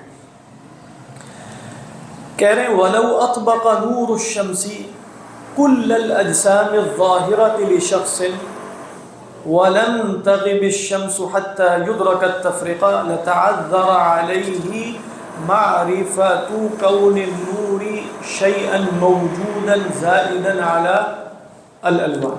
سمجھ میں آ رہی ہے یہ بات؟ کہہ رہے ہیں اگر سورج، یہ میرا خیال کام شام ہو رہا ہوگا رمضان کا، سورج کا جو نور ہے وہ تمام اجسام پر جو کسی شخص کے لیے ظاہر ہوں ان پر مستقل موجود رہے، ٹھیک، اور سورج غائب نہ ہو کہ فرق معلوم ہو سکے، تو اس شخص پر یہ معرفت مستحیل ہو جائے گی کہ نور جو ہے وہ ایک اضافی شے ہے رنگوں پر۔ اس شے کا جاننا اس شخص کے لیے متعذر ہو جائے گا، مشکل ہو جائے گا، مستحیل ترجمہ نہیں ہے اس کا، مشکل ہو جائے گا، یعنی اسے استدلال کر کے جاننا پڑے گا۔ خلاصہ یہ استدلال کے ذریعے جاننا پڑے گا، تعذر اور ویسے استحالے میں فرق ہوتا ہے۔ مع انہ اظہر الاشیاء، اس کے باوجود کہ نور سب سے زیادہ ظاہر ہے، بل هو الذی بہ یظہر جمیع الاشیاء، ٹھیک ہے، ولو تصور لله تعالى وتقدس عدم أو غيبة عن بعض الأمور لانهدت السماوات والأرض وكل من قطع نوره عنه. اگر اللہ تعالیٰ کے لیے متصور کیا جائے اور اللہ اس سے بلند ہے اور مقدس ہے کہ وہ ایسا ہو کہ اللہ نعوذ باللہ نہ ہو یا بعض امور سے غیبوبت میں چلے جائیں تو زمین و آسمان گر جائے، گرنے سے مراد ہے عدم کا شکار ہو جائیں، اور ہر وہ شے کہ جس سے اللہ کا نور منقطع ہوا وہ فنا ہو جائے. لیکن بالفرض ایسا ہو جاتا علی سبیل فرض المستحیل تو کیا لأدرکت تفرقۃ بین الحالتین، تو دونوں حالتوں میں تفریقہ پہچان لیا جاتا، وعلم وجودہ قطعا، اور اس کے وجود کی قطعی معرفت حاصل ہو جاتی. کیسے ہوتی؟ اس کے غائب یا عدم ہونے کے ہوتی، اور وہاں یہ شے وہاں ممکن ہی ہے. ولكن لما كانت الأشياء كلها متفقة في الشهادة والأحوال كلها مضطردة على نسق واحد كان ذلك سببا لخفائه. جب ہر شے کی اشیاء، تمام اشیاء گواہی میں متفق ہیں اور تمام احوال ایک ہی نسق پر، ایک ہی ترتیب پر مضطرد ہیں، اسی پر جاری و ساری ہیں، تو یہ سبب بن گیا اس کے خفا کا. فسبحان من احتجب عن الخلق بنوره، بس بہت بلند اور پاک ہے وہ ہستی جو اپنی مخلوق سے حجاب میں چلی گئی اپنے نور کی وجہ سے. وخفی علیہم بشدت ظہورہ، اور ان پر مخفی ہو گئی اپنے شدت ظہور کی وجہ سے. فهو الظاہر الذی لا اظہر منہ وَهُوَ الْبَاطِنُ الَّذِي لَا أَبْطَنَ مِنْهُ، وہی ہے الظاہر کہ جس سے بڑھ کر ظاہر کوئی نہیں، اور وہی ہے الباطن کہ جس سے بڑھ کر باطن کوئی نہیں. ٹھیک، تو یہ اللہ سبحانہ وتعالیٰ کی شان. تھوڑا سا وقفہ کر رہے ہیں، بند ہو گیا. تنبیہ، بسم اللہ الرحمن الرحیم. تو فرماتے ہیں کہ تنبیہ یہ ہے کہ لا تتعجبن من هذا في صفات الله تعالى وتقدس فإن المعنى الذي به الإنسان إنسان ظاهر باطن، فإنه ظاهر إن استدل عليه بأفعاله المرتبة المحكمة، باطن إن طلب من إدراك الحواس. کہہ رہے ہیں کہ اللہ کی صفات کے بارے میں اگر تمہیں تعجب ہو کہ یہ کیسے ہے کہ اللہ ظاہر بھی ہے باطن بھی ہے اور شدت ظہور کی وجہ سے وہ مخفی ہو گیا، تو کہتے ہیں ذرا اپنے اوپر غور کرو. انسان جس معنی کی وجہ سے انسان ہے وہ ظاہر بھی ہے اور باطن بھی ہے. وہ کیسے؟ کہتے ہیں کہ وہ ظاہر ہے اگر استدلال کیا جائے. کیسے؟ بافعالہ المرتبۃ المحکمہ، انسان کے جو مرتب اور محکم افعال ہیں نا، جو اس کے قصد، اس کے ارادے، اس کے علم، اس کی حیات پر استدلال کرتے ہیں، ان سے اگر آپ استدلال کریں تو آپ کو معلوم ہو جائے گا کہ انسان انسان. لیکن یعنی آپ اس کے اندر ایک ایسے وجود کو جان لیں گے کہ جو نظر نہیں آ رہا آپ کو جو شے نظر آ رہی ہے وہ تو ایک ظاہری شکل و حیت ہے نا، بس کہ جو ہل رہی ہے، یوں کر رہی ہے، منہ سے آوازیں نکل رہی ہے. لیکن آپ کو یہ نظر آ رہا ہے کہ یہ جو منہ سے بول رہا ہے یہ صاحب علم بھی ہے، صاحب ارادہ بھی ہے، صاحب حیات بھی ہے، فلاں بھی ہے، فلاں بھی ہے. یہ کیسے آپ کو معلوم ہوا؟ الاستدلال بافعالہ المرتبۃ المحکمہ، ایسے ہی معلوم ہوا.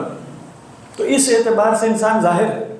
ان استدللت علیہ بافعالہ التي تدل على صفاتہ والصفات تدل على ذاتہ. ٹھیک. باطن ان طلب من ادراک الحواس، کہہ رہے ہیں انسان باطن ہے، اور اس لیے آپ دیکھیں کہ جو انسان کو ادراک کے حادثے سے تلاش کرنے کی کوشش کریں گے، وہ جس انسان سے واقف ہوں گے وہ انسان نہیں ہے جس کو ہم انسان جانتے ہیں. انسان کو حاصل ہے، ہاں، انسان کو ان کے خیال میں لگایا جا سکتا ہے. اگر انسان محض ایک مادی وجود ہو تو طلب من ادراک الحواس تو کچھ تو نظر آ ہی جائے گا نا، تو وہ حیوان ہی ثابت ہوگا جو باقی نظر آ رہے ہیں. تو کیا فرماتے ہیں؟ باطن ان طلب من ادراک الحواس فإن الحس انما يتعلق بظاہر بشرته.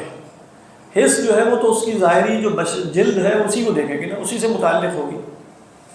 وَلَيْسَ الْإِنسَانُ إِنسَانًا بِالْبَشَرَةِ الْمَرْئِيَّةِ مِنْهُ، اور انسان اپنی یہ ظاہری صورت جو نظر آتی ہے جلد کی، اس کی وجہ سے تو نہیں انسان ہے.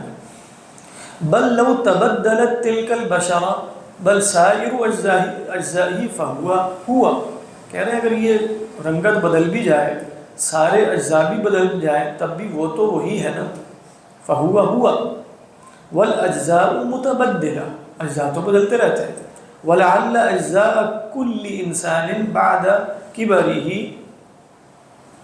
غیر الاجزاء التي كانت فيه عند صغره، مطلب کہتے ہیں جو اجزاء بڑے ہونے کے تو شاید وہ نہیں ہے نا جو اس کے بچپن بدل گئے، سیلز کہتے ہیں بدل جاتے ہیں، یہ ہو جاتا ہے وہ ہو جاتا ہے، تو اب انسان تو وہ انسان نہیں ہے، ظاہری تو بدل گیا ہے.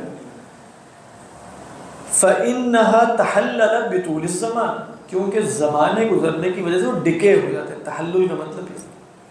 وتبدلت بأمثالها بطريق الاقتداء، اور غذا کے ذریعے اپنے امثال سے وہ متبدل ہو جاتے ہیں. ایسے ہی وَهُوِيَّتُهُ لَمْ تَتَبَدَّلْ، اس کی ہویت، اس کا تشخص وہ تو نہیں بدلا، وہ تو وہی ہے. یعنی ابھی بھی آپ کہیں گے بچپن میں میں ہی تھا اور اب بھی میں ہی ہوں، لیکن بہت کچھ بدل گیا.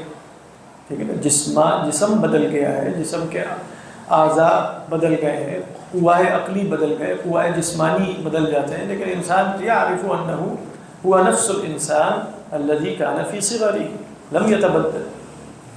فتلك الهوية باطنة عن الحواس ظاهرة للعقل، یہ جو ہویہ اس کی حقیقی ماہیت ہے یہ حواس سے باطن ہے، عقل کے لیے بطریق استدلال ظاہر ہے.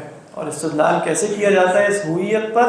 بآثارها وافعالها، اس کے آثار اور اس کے افعال. بالکل سمجھا دیا انہوں نے، بالکل رکھ کے نا کہ دیکھو اس طریقے پر اللہ سبحانہ و تعالیٰ کو سمجھ لو. لیکن یہ مثال صرف تمثیل کے لیے ہے، تقریب کے لیے، یہ حقیقی مثال تو یہ بھی نہیں، کیونکہ اللہ تعالیٰ کا ظہور بھی حس کے لیے نہیں. یہاں انسان کا ظاہر حس کے لیے تھا، وہاں اللہ سبحانہ و تعالیٰ حس کے لیے تو ظاہر ہے ہی نہیں. تو ظاہر کس اعتبار سے؟ حس کے لیے وہ باطن ہے. یہاں انسان کا ظاہر حس کے لیے ظاہر ہے، انسان کا باطن حس کے لیے کیا ہے؟ باطن. یہ ہے جی امام صاحب علیہ الرحمہ کی جو تقریر ہے الظاہر والباطن پر.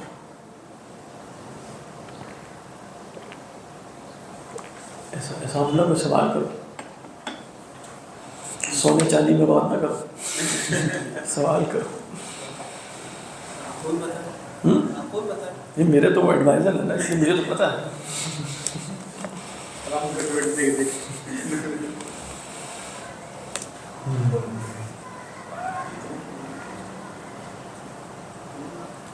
اچھا، اس میں امام صاحب علیہ الرحمہ نے ذکر نہیں کیا کہ جو حظ عبد ہے، یعنی آپ دیکھیں گے آگے اگلے اس میں جو ہے البر اس پر منتقل ہو گئے. یعنی انسان کا ظاہر اور باطن جو اس میں اس کا حظ کیا ہے؟ ہمارے لیے لکھا ہوا تنبیہ کے نیچے ہی لکھا ہوا. اچھا ہاں، لیکن ظاہری بات اس میں وہ حظ تو نہیں ہوا. یہ تو اصل میں ویسے حظ نہیں ہونا چاہیے. یعنی حظ العبد یہ تو انہوں نے کہا کہ بھئی آپ کو مزید میں آپ کے وجود سے مثال دے دیتا ہوں. میرے ہاں تو یہ حظ نہیں ہے، بلکہ میرے ہاں لکھا ہوا تنبیہ ہے. ہمارے بریکٹ میں لکھا ہوا ہے تنبیہ. حظ نہیں ہونی چاہیے. یعنی حظ العبد تو وہ ہے کہ جو انسان اختیاری طور پہ اس اسم سے حاصل کر سکتا ہے. یہ جو شے ہے یہ اختیاری نہیں ہے. زیادہ زیادہ آپ اس کو حظ یہ کہہ سکتے ہیں کہ انسان کو بھی ظاہر اور باطن صفت میں سے ایک حصہ مل گیا ہے، اور وہ یہ ہے کہ وَهُوَ بَاطِنٌ لِلْحِسِّ ظَاهِرُهُ لِلْحِسِّ وَبَاطِنُهُ بَاطِنٌ لِلْحِسِّ وَظَاهِرٌ لِلْعَقْلِ. یہ مراد. تو بعض جیسے صوفیہ ہیں وہ کہتے ہیں کہ انسان کا بھی ظاہر و باطن ہے. تو انسان کا ظاہر وہ ہے جو خلق کے لیے ظاہر، اور انسان کا باطن وہ ہے جو خلق کے لیے باطن ہے.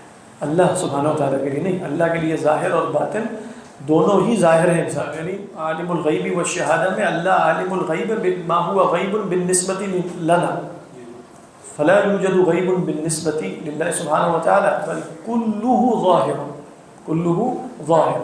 تو کہتے ہیں کہ انسان کا ظاہر و باطن صفت میں سے حظ یہ ہے کہ اس کا بھی کچھ ظاہر ہو اور اس کا بھی کچھ باطن ہو. وَبَاطِنُهُ يَكُونُ أَحْلَى مِنْ ظَاهِرِهِ، اس کا جو باطن ہے وہ ظاہر سے احلا ہو اور اس کے باطن سے لوگ ناواقف ہوں، اور جس شے سے وہ ناواقف ہوں وہ احلا ہو جس سے وہ یعنی زیادہ قوی ہو، زیادہ جو بھی آپ کہیں جس سے وہ ظاہر جو ظاہر ہے ان کے لیے. پھر کہتے ہیں اعمال قلوب اور اعمال جوارح پھر بتاتے ہیں. یعنی انسان کا ظاہر کیا ہے؟ اعمال جوارح، اور انسان کا باطن کیا ہے؟ اعمال القلوب. تو اعمال جوارح ظاہر ہے اور اعمال قلوب باطن ہے. تو انسان کا جو افضل ترین عمل ہے وہ اس کے اعمال جوارح نہیں ہے بلکہ اعمال قلوب ہے. تو اس کا باطن جو ہے وہ زیادہ اغلا ہے، زیادہ قیمتی ہے بنسبت اس کے ظاہر کے. اس کے ظاہر کا دار و مدار اس کے باطن پر ہے.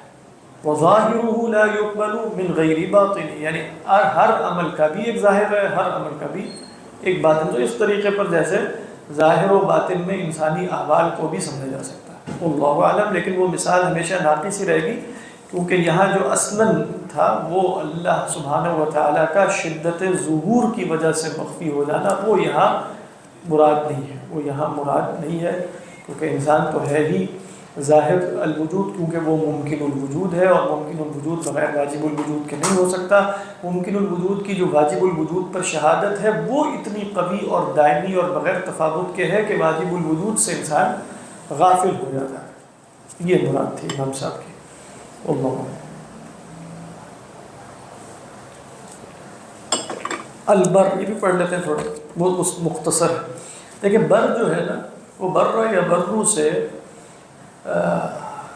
مصدر ہے. بر یا برو سے مصدر، اس سے جو اسم الفاعل بنتا ہے وہ بارن ہے، اور مصدر جو آتا ہے وہ برن ہے. یہ جو اللہ سبحانہ و تعالیٰ کا اسم مبارک ہے یہ وصف بالمصدر، وصف بالمصدر. تو بر یا برو یا بررتہ کا مطلب ہے کسی کے ساتھ احسان کرنا. بر کس کو کہتے ہیں؟ ہاں، نیکی سے مراد اللہ کے لیے نیکی، ہمارے لیے نیکی ہے کہ وہ عمل جو اللہ کے قریب کرے، اور اللہ سبحانہ و تعالیٰ کے لیے بر وہ ہے وہ عمل جو بندوں کو اللہ کے قریب کرے. وہ جوہرۃ التوحید شاید آپ نے دیکھا ہو، اس کا پہلا شعر ہے الحمدللہ علی صلاتہ ثم سلام اللہ مع صلاتہ. تو الحمدللہ علی صلاتہ اس کی لغوی جو تشریح ہے بہت خوبصورت کی گئی کہ صلہ کے لفظ کے اندر جو مفہوم ہے وہ ہے جوڑنے کا. وصل یصل وصلا، تو آپ کہتے ہیں وصلتہ، یعنی میں نے اسے جوڑا. وصلتہ کا مطلب ہے صلہ رحمی کرنا، کہ میں نے اس کے ساتھ ایک ایسا کام کیا جو سبب بن سکتا ہے اس کو مجھ سے جوڑنے کا. تو اللہ سبحانہ و تعالیٰ جو صلات فرماتے ہیں اس سے مراد وہ احسانات ہیں، وہ افعال ہیں اللہ سبحانہ و تعالیٰ کے کہ جو انسان پر وارد ہوتے ہیں اور انسان ان کے نتیجے میں اللہ کے قریب ہو سکتا ہے. تو اللہ سبحانہ و تعالیٰ کا نیکی کا سلوک ہم سے کرنا، اللہ کا بر ہونے کا مفہوم ہے اللہ کا احسان کرنا، جس احسان کے ذریعے ہم خدا کے قریب ہو جائیں، یعنی جس احسان کے نتیجے میں ہم نیک ہو جائیں، ہم نیک ہو جائیں. بر کا یا بر کا، بر تو اسم ہے، بر کا مفہوم یہ ہے.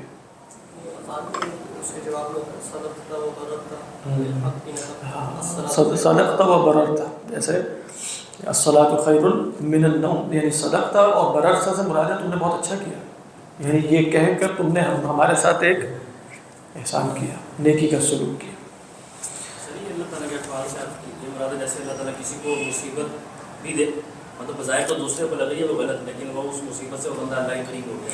ہاں ہو سکتا ہے، وہ بھی صلات ہو سکتا ہے، لیکن علماء نے کہا کہ جیسے اللہ سبحانہ و تعالیٰ کے افعال ہیں، اللہ سبحانہ و تعالیٰ کے افعال اس حیثیت سے دیکھے جائیں کہ ان میں کسی پر انعام ہوا ہے تو ہم کہتے ہیں وہ بر ہے، وہ رحمان ہے، وہ رحیم ہے. وہ فعل تو اللہ کا فعل ہی، اور اللہ کا فعل اس اعتبار سے دیکھا جائے کہ کسی کو سزا دی گئی ہے تو اس اعتبار سے اللہ کا اسم ہے المنتقم مثلا.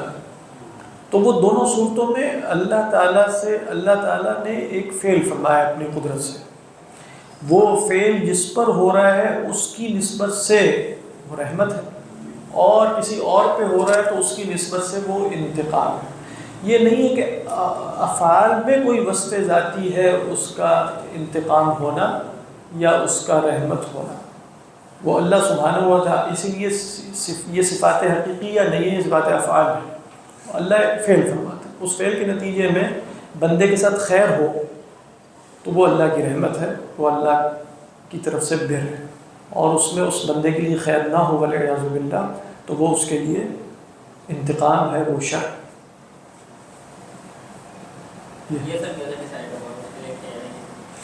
ان صبر كان خيرا له وان شكر كان خيرا له عجبا لامر المؤمن ان امره كله له خير ان اصابته السراء شكر فكان خيرا له وان اصابته الضراء صبر فكان خيرا له۔ اللہ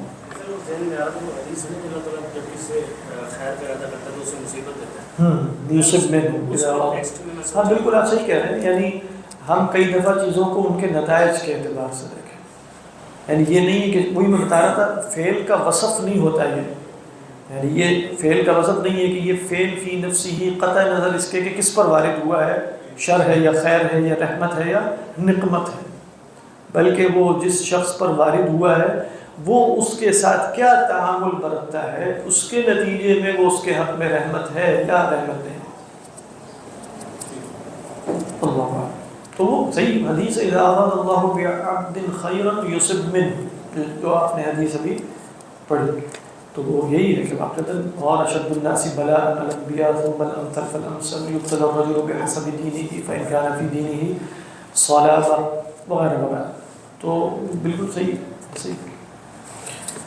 تو فرمایا البر هو المحسن، دیکھیں فرماتے ہیں بر کون ہے؟ وہ احسان کرنے والا ہے، جو بھی ہے وہ اللہ کا احسان ہے، یعنی آپ دیکھیں هو الاول والآخر والظاہر والباطن میں لگ رہا تھا کہ اللہ کے سوا کوئی ہے ہی نہیں، اس لیے لوگ ان آیات کے تحت وحدت الوجود بھی بیان کرتے ہیں، ایسا لگ رہا ہے نا هو الاول والآخر والظاہر والباطن كأنه لا يوجد غیر اللہ سبحانہ وتعالی، فهو الاول وهو الآخر وهو الظاہر وهو الباطن، ایسے ہی۔ تو فرمایا البر کا مطلب یہ ہے کہ اس نے احسان کیا ہے، دوسروں پر احسان کیا، ہونا کا ثمت غیر، ہاں کچھ اور بھی ہے، البر یبر من یبر المخلوق اوجدہ وجود دیا ہے، ان پر نعمتیں نچھاور کی ہیں، اسبغ علیکم نعمہ ظاہرۃ وباطنہ، تو فرماتے البر هو المحسن، بر محسن کو کہتے ہیں، والبر المطلق، بر مطلق کون ہوگا؟ هو الذي منه كل مبرۃ واحسان، ہر نیکی اور احسان، ہر خیر کا سلوک اور احسان جس کی طرف سے ہو وہ بر مطلق ہے۔ والعبد انما يكون برا بقدر ما يتعاطاه من البر، بندہ اتنا ہی بر ہوتا ہے جتنا وہ نیکی کو اختیار کرتا ہے یا احسان کرتا ہے دوسروں، بقدر ما يتعاطاه من البر ولا سیما، یعنی کس کے ساتھ وہ سلوک اچھا کرتا ہے اس اعتبار سے بر جو ہے وہ حسن سلوک کو کہتے ہیں بوالدیہ و استاذہ و شیوخہ، تو اذا کان برا بوالدیہ جیسے فرمایا وبرا بوالدیہ ولم اکن جبارا عصیا، ٹھیک ہے۔ وروی ان موسیٰ علیہ السلام لما کلمہ ربہ رأى رجلا قائما عند ساق العرش فتعجب من علو مكانه فقال يا ربي بما بلغ هذا العبد هذا المحل فقال إنه كان لا يحسد عبدا من عبادي على ما آتيته وكان بارا بوالديه، یعنی نیچے کچھ لکھا ہے کہ کہاں حدیث کچھ اس طرح و اصلہ فی المسند، ٹھیک فی الزہد للامام احمد، عبداللہ بن مبارک کی بھی ہے نا زہد، تو امام احمد والی زہد۔ تو فرمایا کہ حضرت موسیٰ علیہ السلام نے ایک صاحب کو دیکھا، جب انہوں نے اپنے رب سے کلام کیا تو ایک صاحب کو دیکھا کہ جو عرش کے جیسے جو پایا ہے جو اس کا وہ ہے اس کے ساتھ کھڑے ہوئے، تو وہ علو مکان سے بہت متعجب ہوئے کہ یہ شخص اس مرتبے میں پہنچ، فقال یا پوچھا کہ بھئی یہ بندہ اے رب کیسے اس درجے تک پہنچا؟ تو اللہ نے فرمایا کہ بھئی یہ میرے کسی بندے سے حسد نہیں کرتا تھا جو میں نے عطا کیا اسے، اور اپنے والدین سے حسن سلوک کرتا تھا، وَكَانَ بَارًا بِوَالِدَيْهِ هَذَا بَرُّ الْعَبْدِ، کہہ رہے ہیں بر عبد یہی ہے، یعنی ان یحسن الی الاخرین۔ اس کے بعد کہتے ہیں کہ دیکھو اب ہم یہ بتائیں کہ اللہ نے کیسے کیسے حسن سلوک کیا، تو ہم پہلے بھی بتا چکے ہیں، اور اس میں تو اتنی تفاصیل ہے، مطلب وہ ہر شخص کو خود ہی دیکھنی چاہیے کہ اللہ تعالیٰ کے احسانات کیا ہیں، کیا ہے جو اس پر ہوئے ہیں۔ پہلے اللہ رحمت کے عنوان کے تحت بھی ہے، اور بھی عنوانات کے تحت بیان ہو چکے ہیں۔ تو فرماتے ہیں فَأَمَّا تفصیل بر اللہ تعالی و احسانہ الی خلقہ فیطول شرحہ، جہاں تک اللہ کے بر اور احسان جو اس نے مخلوق پر کیا ہے اس کی تفاصیل کا تعلق ہے، اس کی شرح بہت طویل ہے۔ لیکن ہم کئی دفعہ بولتے ہیں نا کہ اس کی شرح بہت طویل ہے، تو ہم کئی دفعہ اپنے ساتھ نفاق کرتے ہوئے یہ لفظ بولتے ہیں کہ ہم کہیں اس پر بہت طویل، تو ہمیں پتہ ہے کہ 10 منٹ ہی میں اور گفتگو کر سکتا ہوں، سوچنے کریں گے ذہن میں نہیں آئے گا۔ امام صاحب جب یہ فرما رہے ہیں تو وہ اس طرح نہیں کر رہے کہ اس میں بڑی تفصیلی گفتگو ہو سکتی ہے، لیکن میں ابھی نہیں کر رہا، تو اچھا پوچھا جائے کہ فرمائیے تفصیلی گفتگو، تو کچھ ذہن میں آئے کہ کیا گفتگو کرنی ہے، تو امام صاحب تو لکھ سکتے ہیں، وہ کہہ رہے ہیں کہ اس میں بہت تفاصیل بیان کی جا سکتی ہیں، لیکن وفی بعض ما ذکرناہ ما ينبہ علیہ، جو ہم کچھ بیان کر چکے نا اس میں بھی تنبیہ ہو جاتی ہے اس پر جو ہم نے نہیں ذکر کیا۔ التواب، دیکھیے کچھ اسماء اللہ سبحانہ و تعالیٰ کے، جیسے ابھی ہم پڑھ رہے ہیں البر، التواب، یہ اللہ کے صفات افعال سے تعلق رکھتے ہیں۔ جیسے ابھی ہم نے الاول والآخر والظاہر والباطن پڑھا، تو اس میں فعل کا ذکر نہیں تھا، یہ اللہ سبحانہ و تعالیٰ کی ذات بالقدیم بلا ابتدا ہے، بلا انتہا ہے، ذات کس اعتبار سے ظاہر ہے، ذات کس اعتبار سے مخفی ہے۔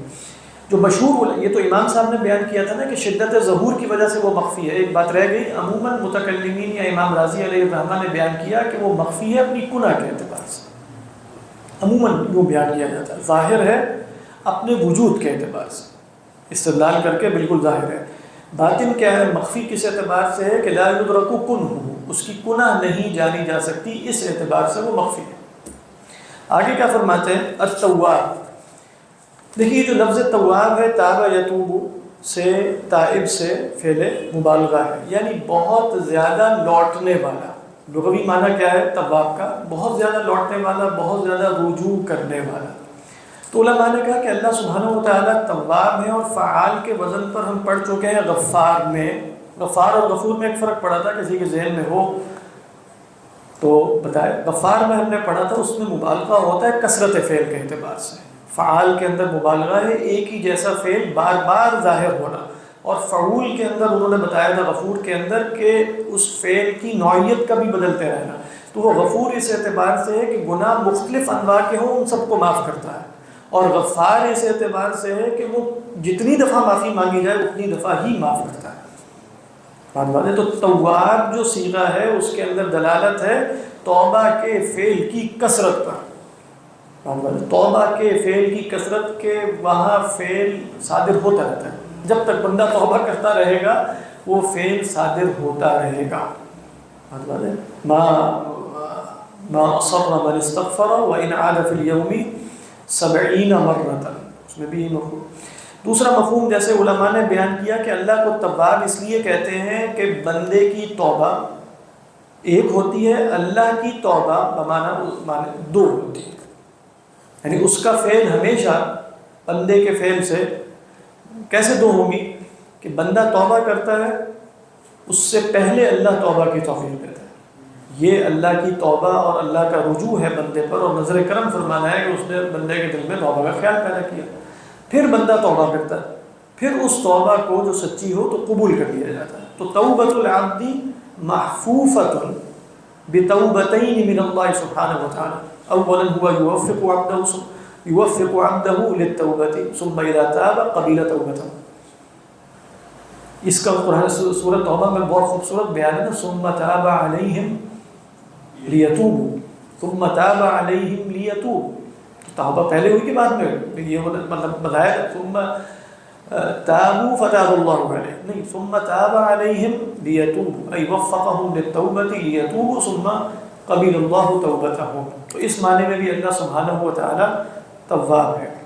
اور پھر علماء نے یہاں وہ احادیث آپ سب جانتے ہیں کہ توبہ کا ایک دروازہ ہے جو کھلا رہتا ہے، اور کب تک توبہ قبول ہوتی رہتی ہے، اور جب تک وہ حدیث میں آتا ہے نا کہ وہ انی اذنبت ذنبا، وہ اللہ تعالیٰ اس سے پوچھتے ہیں، اور میری بات سنی ہوگی، علیم عبدی ان لہ ذنبا، بات واضح ہے نا کہ میرے بندے کو یہ معلوم تھا کہ بھئی میرا علیم عبدی ان لہ ربا یغفر الذنب ویأخذ علیہ، تو وہ یہاں تک کہ اللہ تعالیٰ فرماتے ہیں کہ یہ میں نے اس کو معاف کیا، یعنی جب تک یہ کرتا رہے گا اس کی معافی ہوتی رہے گی۔ تو تواب کے اندر جیسے مفہوم ہے مایوس نہ ہونے کا بھی، یعنی مایوس نہ ہونے سے مراد ہے کہ انسان سے گناہ کئی دفعہ نہیں چھوڑتا تو وہ توبہ کرتے کرتے 8ویں 10ویں دفعہ مایوس ہو جاتا ہے کہ اب توبہ کرنے کا فائدہ نہیں ہے۔ تو تواب کا اسم یہ بتا رہا ہے کہ ہے فائدہ، یعنی فائدہ ہے، کیونکہ توبہ، سچی توبہ ہر صورت میں قبول ہوتی ہے۔ تو یہ اللہ کی طرف، اللہ کا کرم ہے، اللہ کی رحمت ہی کے مظاہر میں سے ایک مظہر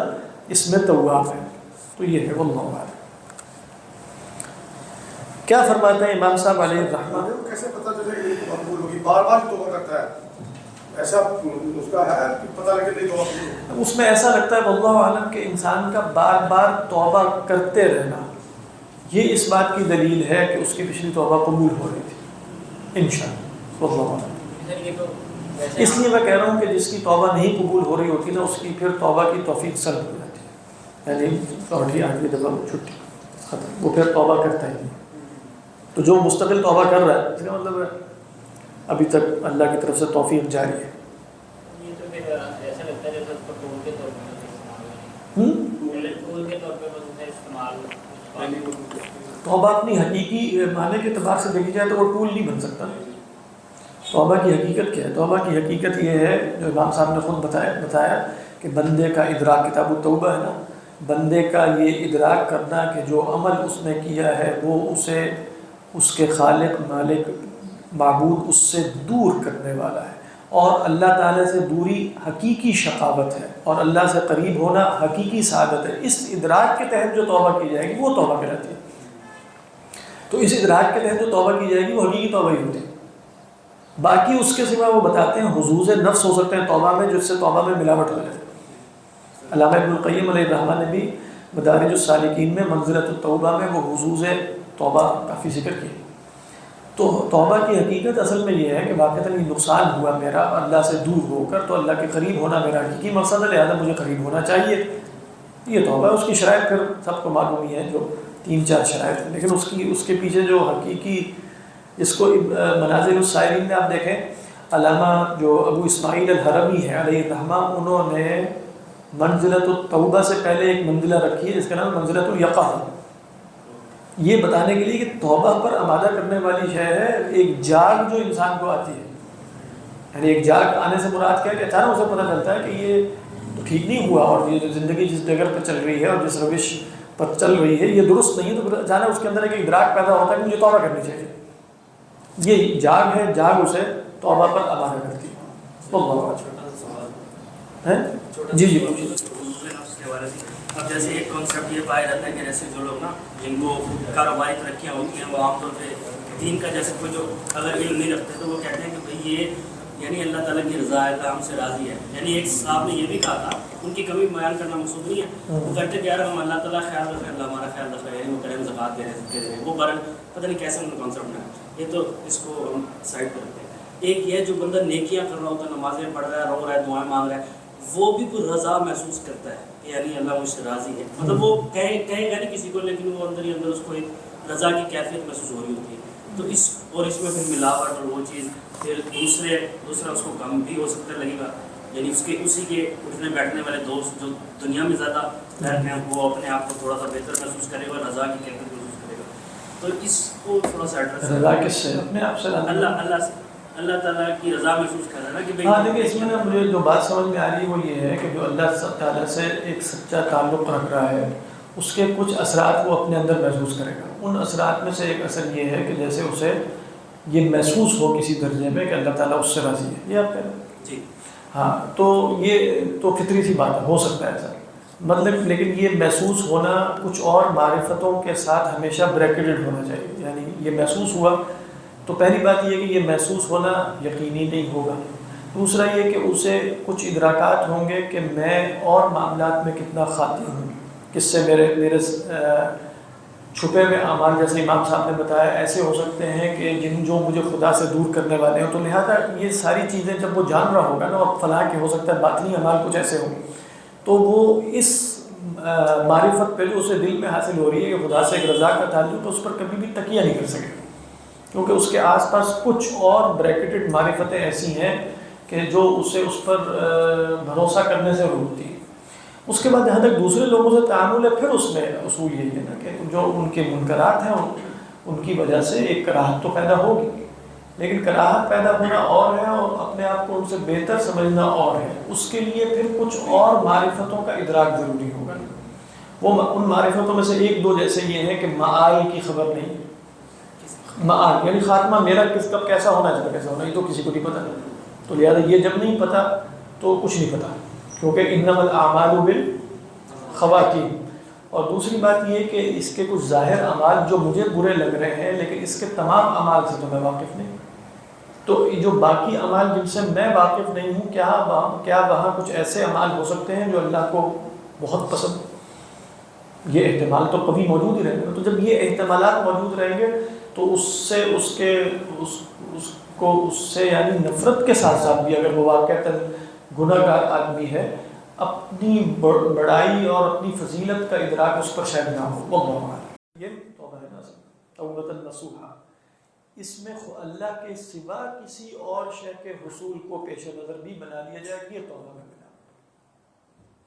مثال کے طور پر جیسے حضرت تھانوی علیہ الرحمہ کہیں گے کہ بھئی وہ جو نماز اور تلاوت کی حلاوت تھی جس میں بڑا مزہ آتا تھا، وہ نہیں آ رہی، تو یہ حلاوت اور چاشنی وغیرہ بھی جیسے خدا سے دور کرنے والی شے ہے، یعنی اگر اس کی طرف انسان بھروسہ کر کے بیٹھ جائے اور اسی کا حصول جو ہے وہ مقصد بنتا چلا جائے، یا لوگ اچھے طریقے پہ مل رہے تھے، اب اچھے طریقے پہ اتنا نہیں مل رہا، لوگوں میں ایک وحشت سی پیدا ہو گئی ہے، یا گناہ کا اثر جو ہے وہ سلف کہتے تھے کہ مجھے اپنی بیوی اور دابہ پر بھی نظر آ رہا ہے فلاں فلاں، تو اب ہم نے دیکھا کہ بھئی اچھا مال میں بھی کمی ہو رہی ہے، اور جو دکان پہ بیٹھتے تھے تو جتنے دکاندار آ رہے ہیں اب اتنے بالفرض نہیں آ رہے۔ یہ سب چیزیں بھی اگر پیش نظر بن جائیں تو ہم یہ نہیں کہتے توبہ قبول نہیں ہوتی، وہ تو پتہ چلے اللہ جانتا ہے کس درجے میں ملاوٹ ہوئی ہے، وہ اگر 50% سے زیادہ ملاوٹ ہوگی تو مسئلہ زیادہ بنے گا، لیکن یہ بھی توبہ کے نصوح ہونے میں رکاوٹ ہے۔ اصل میں اس میں بھی ایک مسئلہ، یعنی مثال کے طور پہ دکان پہ آپ بیٹھے ہیں اور 100 روپے روزانہ کما رہے ہیں، کچھ عرصے سے 50 روپے کما رہے ہیں، اس سے یہ تنبؤ حاصل ہونا کہ خدا ناراض ہے۔ وہ اصل میں سلف کی ایک نگاہ تھی، یعنی وہ کہتے تھے کہ ارا اثر ذنبی فی دابتی وفی زوجی، لیکن وہ ان کی نگاہ تھی، ان کو واقعتاً پتہ چل جاتا ہے یہ گناہ کی وجہ سے ہوا ہے، لیکن اس میں اس نگاہ میں مسئلہ یہ ہے کہ اگر آپ کہیں کہ 50 روپے میں کما رہا تھا یا 100 تو 50 ہے کئی عرصے سے، تو 50 کا ہونا خدا کی ناراضگی پر دلیل بنا کے کہ پھر گناہ میں نے، یہ تو ہو سکتا ہے کہ آپ کو گناہ کا ادراک 50 روپے کی کمی کی وجہ سے نہ ہو، گناہ کا ادراک تو انڈیپینڈنٹ ہونا چاہیے نا کہ میں نے گناہ کیا، تو اس ادراک کی وجہ سے وہ توبہ کی جائے گی، لیکن اگر گناہ کا ادراک ہی اس وجہ سے ہو رہا ہے کہ اچھا کم ہو گیا تو کوئی گناہ کیا ہوگا میں نے، تنبؤ سے کیا بنا نہیں، وہ اس سے یہ یاد آ گیا کہ فلاں گناہ کیا تھا، ہاں تو اس کا تو مطلب یہ ہوا نا کہ اس کو کوئی اپنا ایک خاص گناہ یاد نہیں آیا، اس کو تنبؤ کیا ہوا ہے کہ رزق میں کمی ہو گئی ہے، اس سے تنبؤ۔ اب اس میں تصور میں تھوڑا سا مسئلہ یہ ہے کہ رزق کی کمی کو اس نے اس کے ساتھ جوڑا ہے، تو گویا اس کا خیال یہ تھا کہ خدا کے راضی ہونے کا مطلب رزق میں اضافہ ہے۔ اب یہ تصور خود فی نفسی ہی اس کے اندر بہت سے مسائل ہیں جو اللہ نے اس کی نفی کی، یعنی اس کی نفی کی ہے نا کہ بھئی میرا دینا اقربہ و نعمہ یہ میری رضا کی دلیل نہیں ہے، اور میرا لے لینا بھی اس کی دلیل، تو ہو سکتا ہے وہ ایک آزمائش کی کیفیت ہو، لہذا لیکن اس کا فوراً جوڑ لینا، اس کے ذہن میں یہ بات جیسے راسخ ہو سکتی ہے اس کے نتیجے میں کہ جس کو اللہ نے زیادہ دے رہا ہوتا ہے اور رزق میں اضافہ ہے تو وہ خدا کی رضا کی وجہ سے۔ چلیں اس کو اگر اس طرح سے کرنے کے کوئی کاروبار میں کوئی نئی پریکٹس شروع کی اور برکت مسئلہ نظر آ رہا ہے، یہ جیسے ایک اور وہ پریکٹس جو تھی وہ جیسے کچھ مشکوک تھی اس طرح سے، اس میں جیسے ہاں اس میں تو اصل میں مطلب وہ جو مشکوک پریکٹس ہے وہ اس نے شریعت سے اس کو معلوم کیا کہ وہ مشکوک پریکٹس ہے، تو وہ ٹھیک ہے، لیکن اس میں بھی نا توبہ کی علت بہرحال یہ نہیں بنے گی لیکن اگر کسی درجے میں بن بھی گئی نا تو امام صاحب علیہ الرحمہ نے کافی گنجائشیں رکھی ہوئی.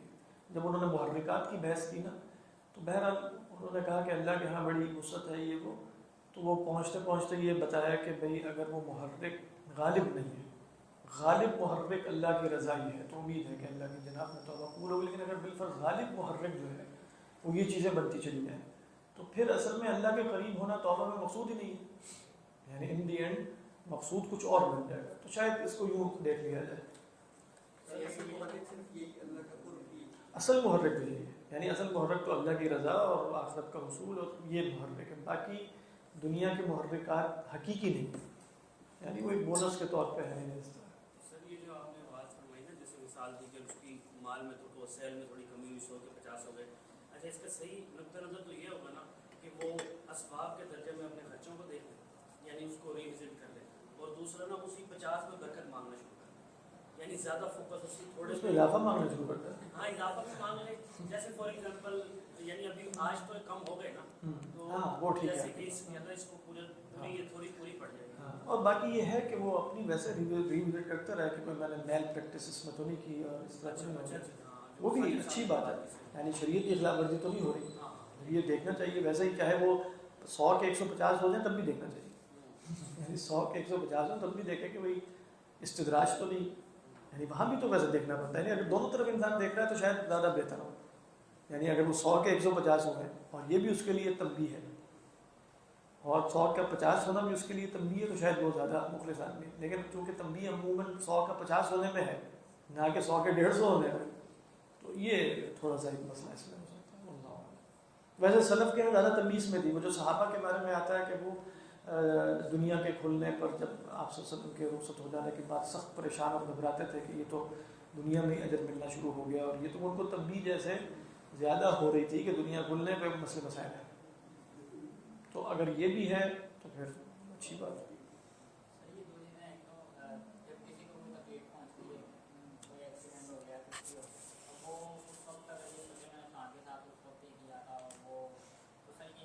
کہ بہت بری بات نہیں ہے. میں نے اس کو ایک اصل میں نا یہ ایک دیکھنے کا ایک اور زاویہ ہے. وہ زاویہ یہ ہے کہ انسان کو جو بھی تکلیف پہنچتی ہے اس کے گناہوں کی وجہ سے. ما اصابکم من مصیبت فبما کسبت ایدیکم, اگر وہ واقعتاً ایسی مصیبت ہے جو شریعت اور اللہ نے اسے مصیبت ہی قرار دیا ہوا ہے, یہ بھی ذہن میں رکھیے گا. ہو سکتا ہے کہ وہ خدا کی نگاہ میں مصیبت نہ قرار پاتی ہو, وہ انسانوں نے اپنا جو سوشل سیٹ اپ بنایا ہے اس میں ایک وہ مصیبت ہو اور حقیقتاً وہ مصیبت نہ ہو.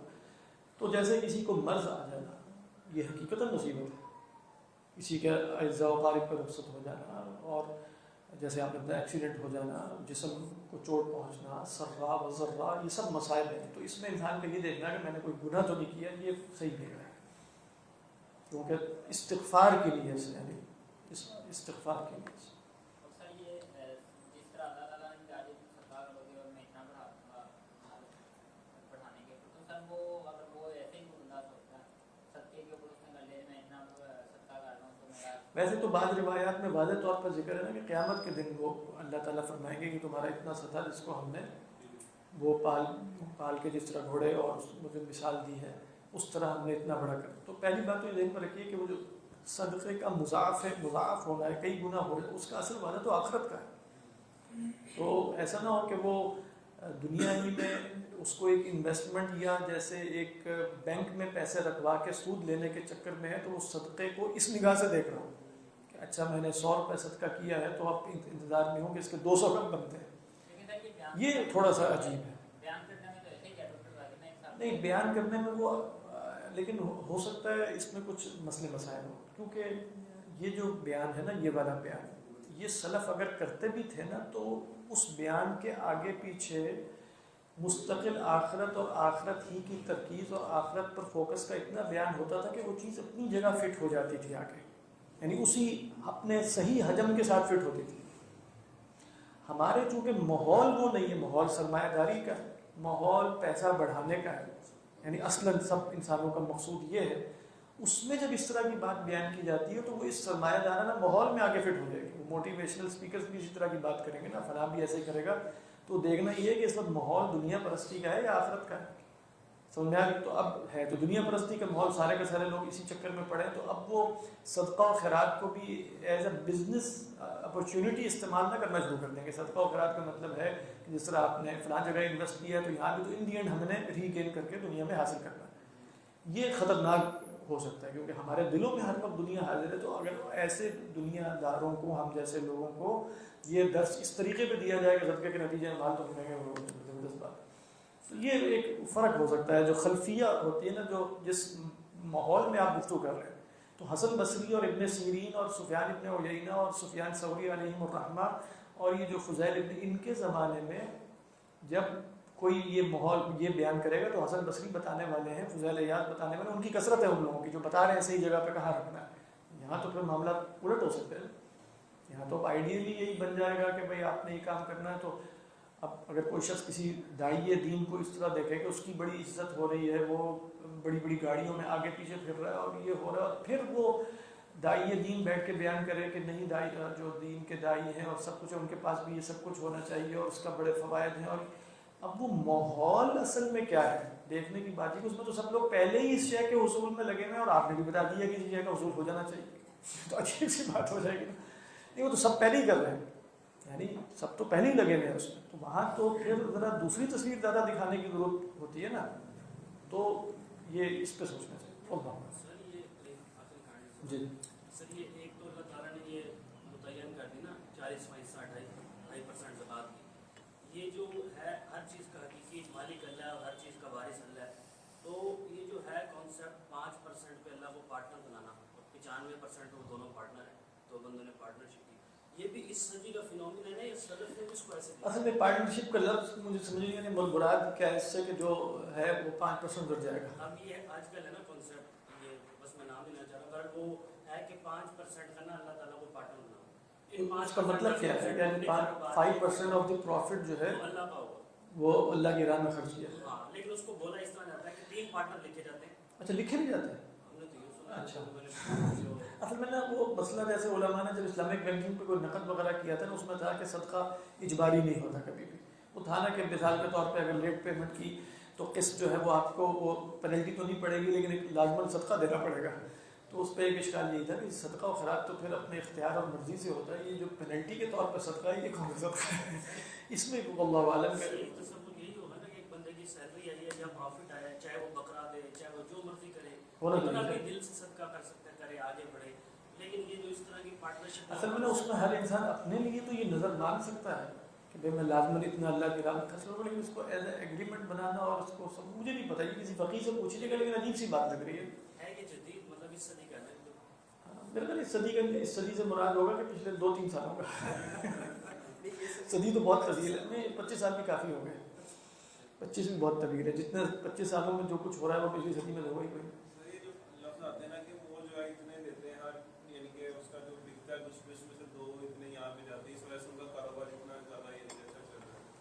تو یہ چیزیں دیکھی جاتی ہیں. اصل میں یہ ہو سکتا ہے، یعنی یہ واقعتاً ہوتا ہے کہ جو اللہ کی راہ میں اس طرح خرچ کرتا ہے اللہ تعالیٰ برکت ڈالتے ہیں، اور جو اللہ کے ساتھ سچا ہے اللہ اس کو نہیں چھوڑتے. اللہم اعطِ منفقا خلفا اللہم اعطِ ممسکا تلفا. تو یہ بات فی نفسی ہی درست ہے. لیکن یہ وہی میں بتا رہا ہوں، جب آپ اس معاشرے میں بیٹھ کے جس میں مقصود اصل میں دنیا ہے، تو جب اس طرح کی چیز تو اس میں دین کا دنیا کے لیے ایک وسیلہ بن جانے کے بہت زیادہ اسباب موجود ہیں. اب آپ دیکھ لیں نا کہ ایک پورا ایک منہج وجود میں آ گیا جس میں اصل میں دین وسیلہ الی دنیا ہے.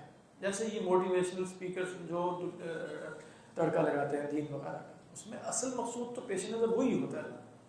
یہ ہونے کے امکانات بہت بڑھ گئے. اب جب یہ مثالیں دی جاتی ہیں کہ فلاں، تو اب پھر لوگوں کو اس بنا پر صدقے پر ابھارنا، اور وہ بنا یہ ہے کہ اس سے تمہارا کاروبار پھلے پھولے گا، یہ تھوڑا سا پرابلمٹک لگتا ہے. وہ اس میں مسئلے مسائل لگتے ہیں کچھ. میں یہ نہیں کہہ رہا کہ اس طرح نہیں ہو سکتا، اس طرح اللہ تعالیٰ کرتے ہیں، لیکن اس کو صدقے کے لیے ابھارنے میں جیسے سبب بنا لینا، اس میں کچھ مسئلہ ہے. اور ہو سکتا ہے کہ سلف نے بھی ذکر کیا، لیکن میں آپ کو بتا رہا ہوں کہ سلف جس ماحول میں ذکر کر رہے ہیں وہ ماحول اور تھا. اس میں اکثر ان کا کلام آپ دیکھیں تو دنیا پرستی سے دور کرنے پر مشتمل تھا نا. اب ہمارا اکثر کلام اس طرح کا نہیں ہے نا، اور پھر ہم اس میں بیٹھ کر یہ بھی بیان کریں گے صدقے سے بھی دنیا بڑی ترقی کرتی ہے، تو پھر وہ اس سب میں فٹ ہو کے یعنی اسی تصویر کا حصہ بن جائے گا، اور اسی جیسے حرص و حبس کا جو ایک پورا نظام ہے اسی کو سرو کرے گی یہ بات بھی ان دی اینڈ وہ۔ لیکن اس میں یہ رد و قضا ہو سکتی ہے، میں تو 100% بات نہیں کہہ رہا، ہو سکتا ہے اس میں کوئی اور دیکھنے کا زاویہ بھی ہو۔ 10 دنیا ہاں 20% اس کا یعنی اچھا ہو سکتا ہے انشاءاللہ اللہ کرے پڑھ لیں گے، ابھی ختم ہو گیا تو آپ رہیں گے نا تو کل ہی پڑھیں گے انشاءاللہ۔ بعض اوقات انسان یعنی اس کی جتنی انکم ہوتی ہے نا اسی مہینے میں اس انکم سے بھی زیادہ خرچ کر دیتے ہیں، ایسا ہو جاتا ہے۔ بعض اوقات اس کے حالات اتنے ٹائٹ ہوتے ہیں کہ اس نے پارٹنرشپ بنائی ہوئی ہے وہ اتنے کے لیے اس کے اوپر جبر ہو جاتا ہے کہ وہ صدقہ ہاں مجھے اس نے ایک پارٹنرشپ ڈیٹ بنا لی، میں کہہ رہا ہوں وہ تو جبری ہو گیا۔ سر یہ صحیح نہیں ہے۔ ہاں مجھے نہیں پتا کہ اس کی فقہی حیثیت کیا ہے، لیکن یہ تھوڑا سا عجیب سا لگ رہا ہے۔ جیسے اگر نظر کوئی بندہ یہ مان لے کہ اس نے یہ کرنا ہے، جبری ہو جاتا ہے، لیکن وہ نہ صرف اپنے اوپر لازم ہے، اپنے اوپر اپنے آزاد اختیار سے لازم کرتا ہے، اس سے نکلنے کی بھی صورتیں ہوتی ہیں اس کے پاس، جیسے مجبور ہو گیا تو وہ قسم کا کفارہ ہے جو بھی صورت ہے، لیکن یہ تو ایسا جیسے ریٹن ایگریمنٹ اس میں دونوں فریق ایک دوسرے کو دیکھیں کہ 5% نکالا ہے کہ نہیں نکالا ہے، عجیب سا لگا۔